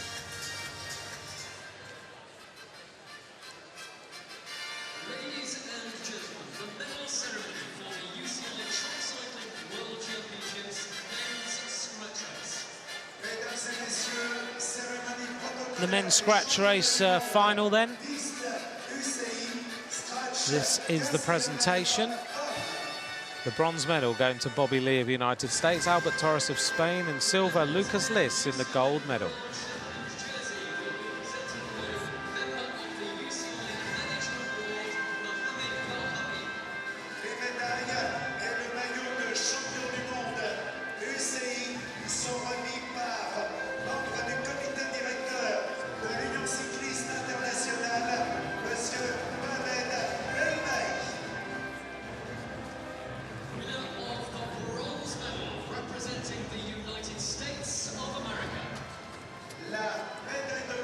Bobby Lee of the United States of America gets the bronze medal in the scratch race. Good couple of days for the American team. Kimberly Guy's taken a medal yesterday.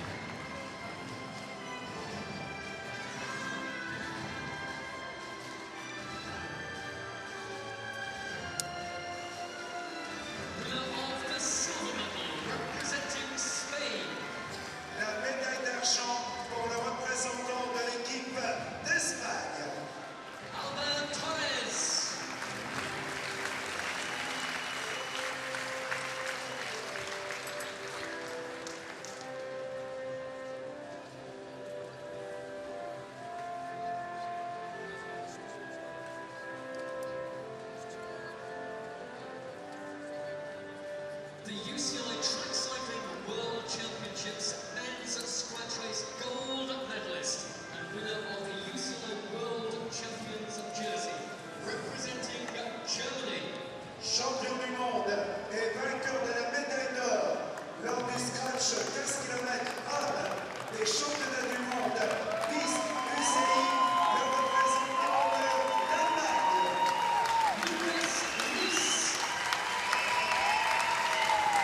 Lucas Liss, the world champion in the scratch race.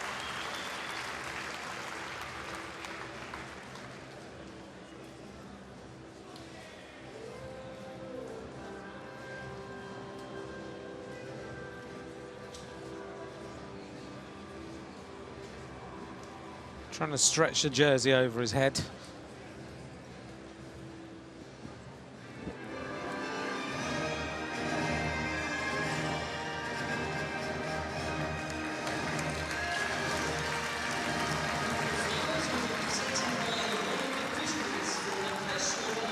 He's quite overcome, isn't he?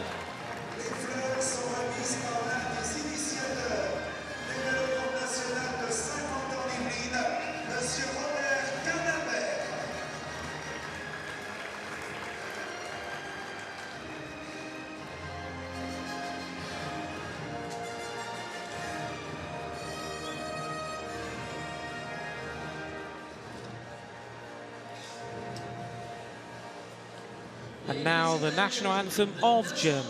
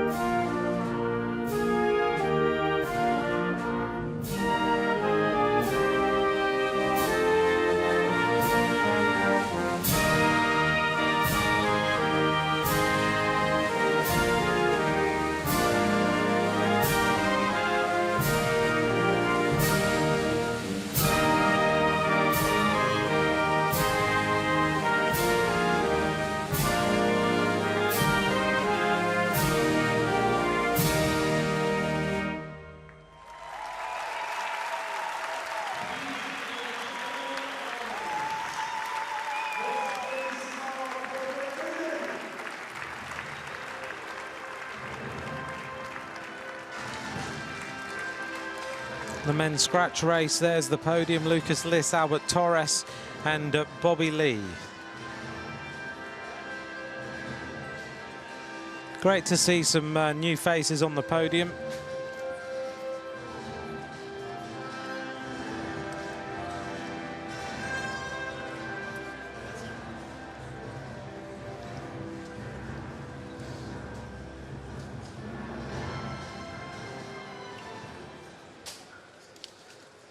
So there they are with the photographs. Thanks to everyone. We've got another presentation to come. Thanks to everyone who's joined us tonight.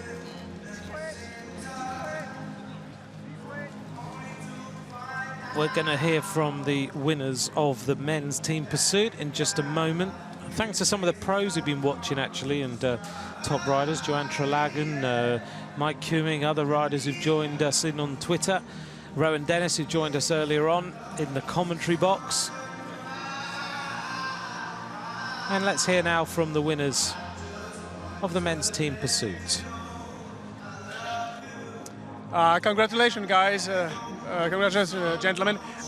This is the first gold medal for New Zealand in this event. You guys must be very proud of that. Yeah, absolutely. Like, super young team as well. The guys that rode in the final there, the oldest of us were 21 and Regan's only 18, so it's pretty crazy really for that to be the first team to win one. Beating the British team must be something very, very strong for you, I guess. Oh, for sure. They're the Olympic champions for the last 2 Olympics, and they're having the Aussies on the third step there. Like, it's pretty special feeling to have beaten those two teams. So, you know, beating Great Britain in the finals, you know, stuff you dream of after watching them have so much success. And the fight was very tight. What was the strategy? It was very tight near the end. I was fourth wheel, so I was to do a suicide turn and leave it all out there and pull through, which we managed to pull back a bit of time, and the other three boys just carried that momentum on and brought it home for the line. Today we got Australia and New Zealand winning the team pursuit. That's a great day for Oceania. Yes. Yeah, it's always good, and with the Oceania, with the Kiwis and the Aussies, there's always that rivalry between each other. We do respect each other's team, and it's good to see us both on the podium. Talking about the atmosphere here, we had a great evening with team pursuits and the Keirin. Did you enjoy it? Yeah, it's it's always good. I was in France, back in Bordeaux when the Worlds are here, and it was a massive crowd there. And again, it's a big local crowd here as well. It's awesome. Congratulations. Thank you very much, gentlemen. Thank you.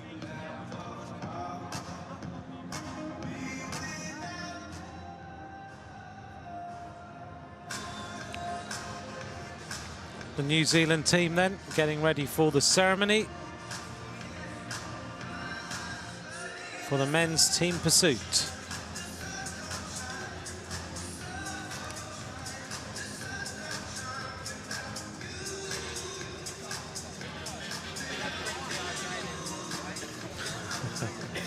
All 5 riders, of course, from New Zealand will go onto the podium. Don't sit on the floor.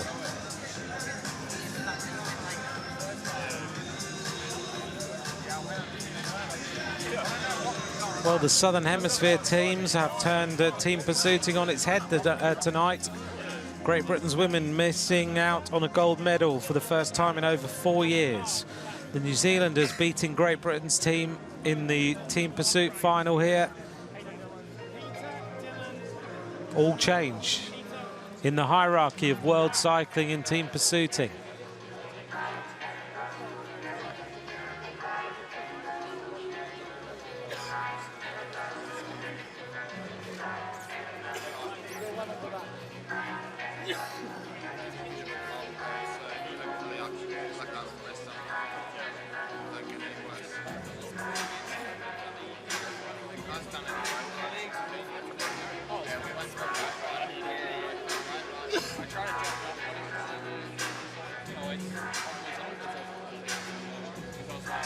Owen Dill looking pretty reflective.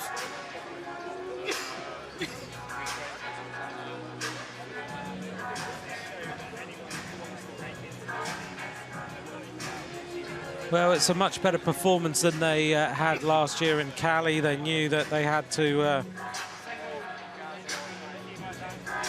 move up to a medal position again, but I think they felt that they could take this one, but New Zealand were just faster again on the night. But New Zealand had looked superb all in qualification.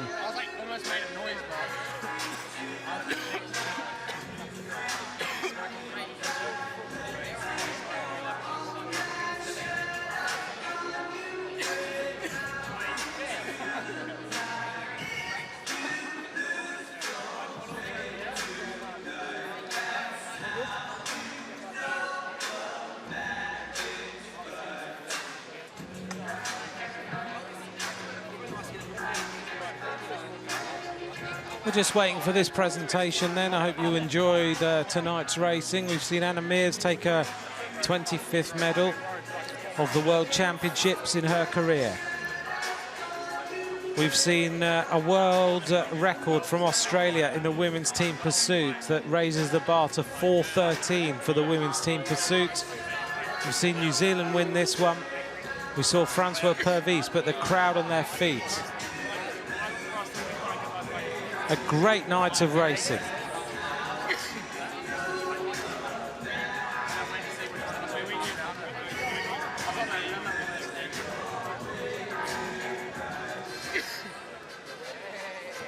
And the fanfare sounds, and we're ready now for the medal ceremony.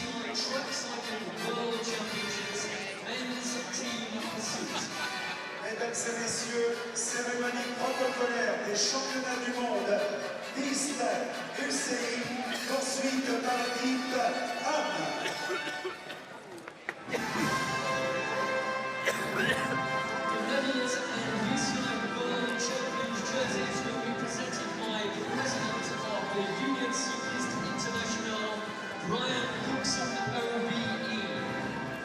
Les médailles et les maillots de champion du monde UCI sont remis par le président de l'Union cycliste internationale, Monsieur Brian Coxon-Obi. Brian Cookson will present the jerseys tonight. He joined us in the commentary box earlier to give his thoughts on cameras and everything else. It was good to see him again. And the Australians will be presented.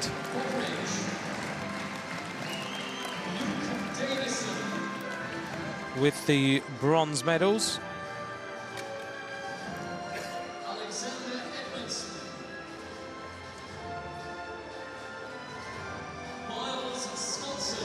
Ah, Jack doesn't have his nose ring on anymore. Now we know what it was.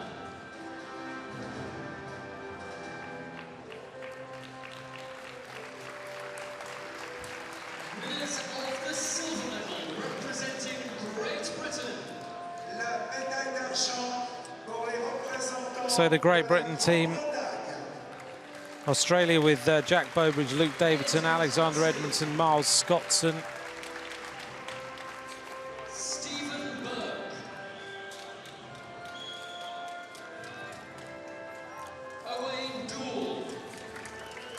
And the British team now getting their silver medals.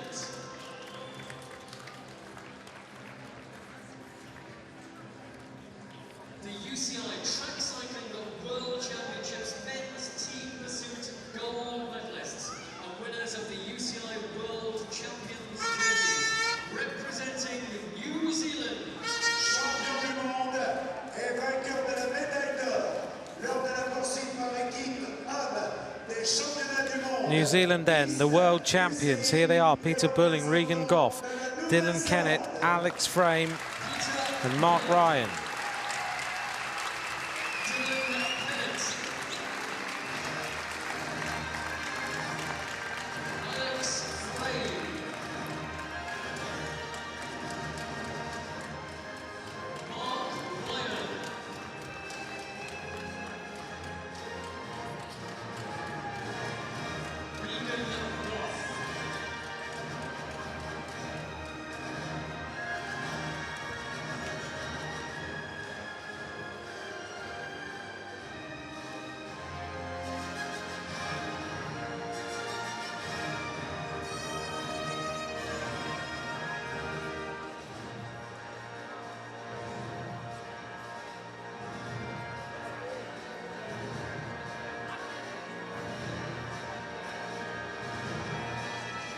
Now, I must admit, I thought he got a rainbow band jersey as well.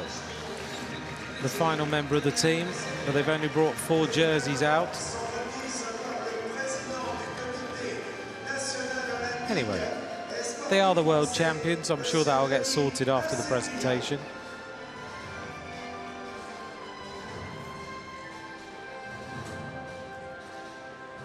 Australia with all 5 members of their team on the podium.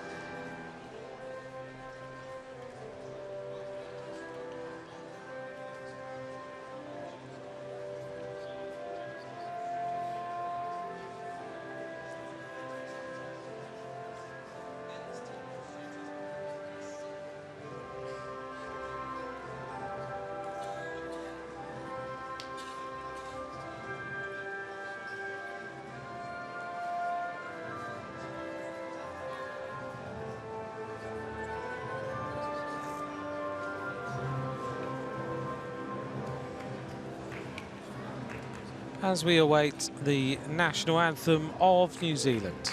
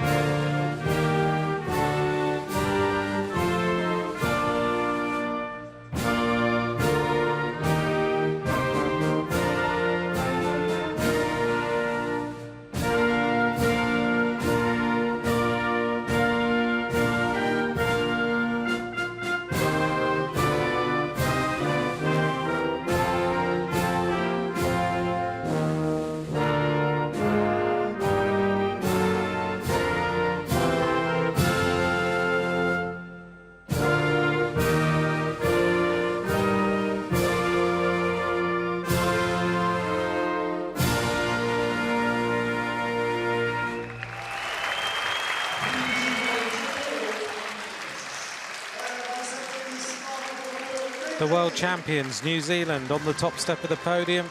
Ah, they've got him the jersey. Here we go. I thought that would get sorted in the end.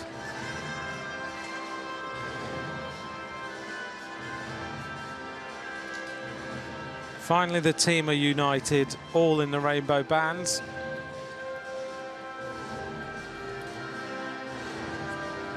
Just in time for the photographs.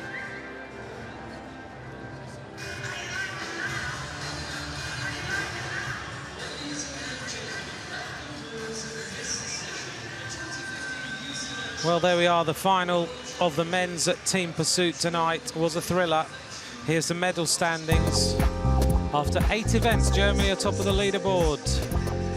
4 in total, France in 2nd, New Zealand in 3rd, Australia there in 4th place, and Russia and China making up the top 6. Great Britain now in 7th, United States down there in 10th. Doing well with 2 bronzes so far, and Canada and Malaysia have 1 each. So tomorrow, what's coming up? What are we going to bring you in terms of tonight's action? See, is it going to be any better tomorrow? I think it will be just as exciting. Tomorrow we have these events during the qualification, and then we have the evening session with the men's kilometre time trial, the women's sprint. The men's points race is also in the schedule tomorrow, and the women's individual pursuit as well. So we should see some great racing. We'll start the men's omnium as well.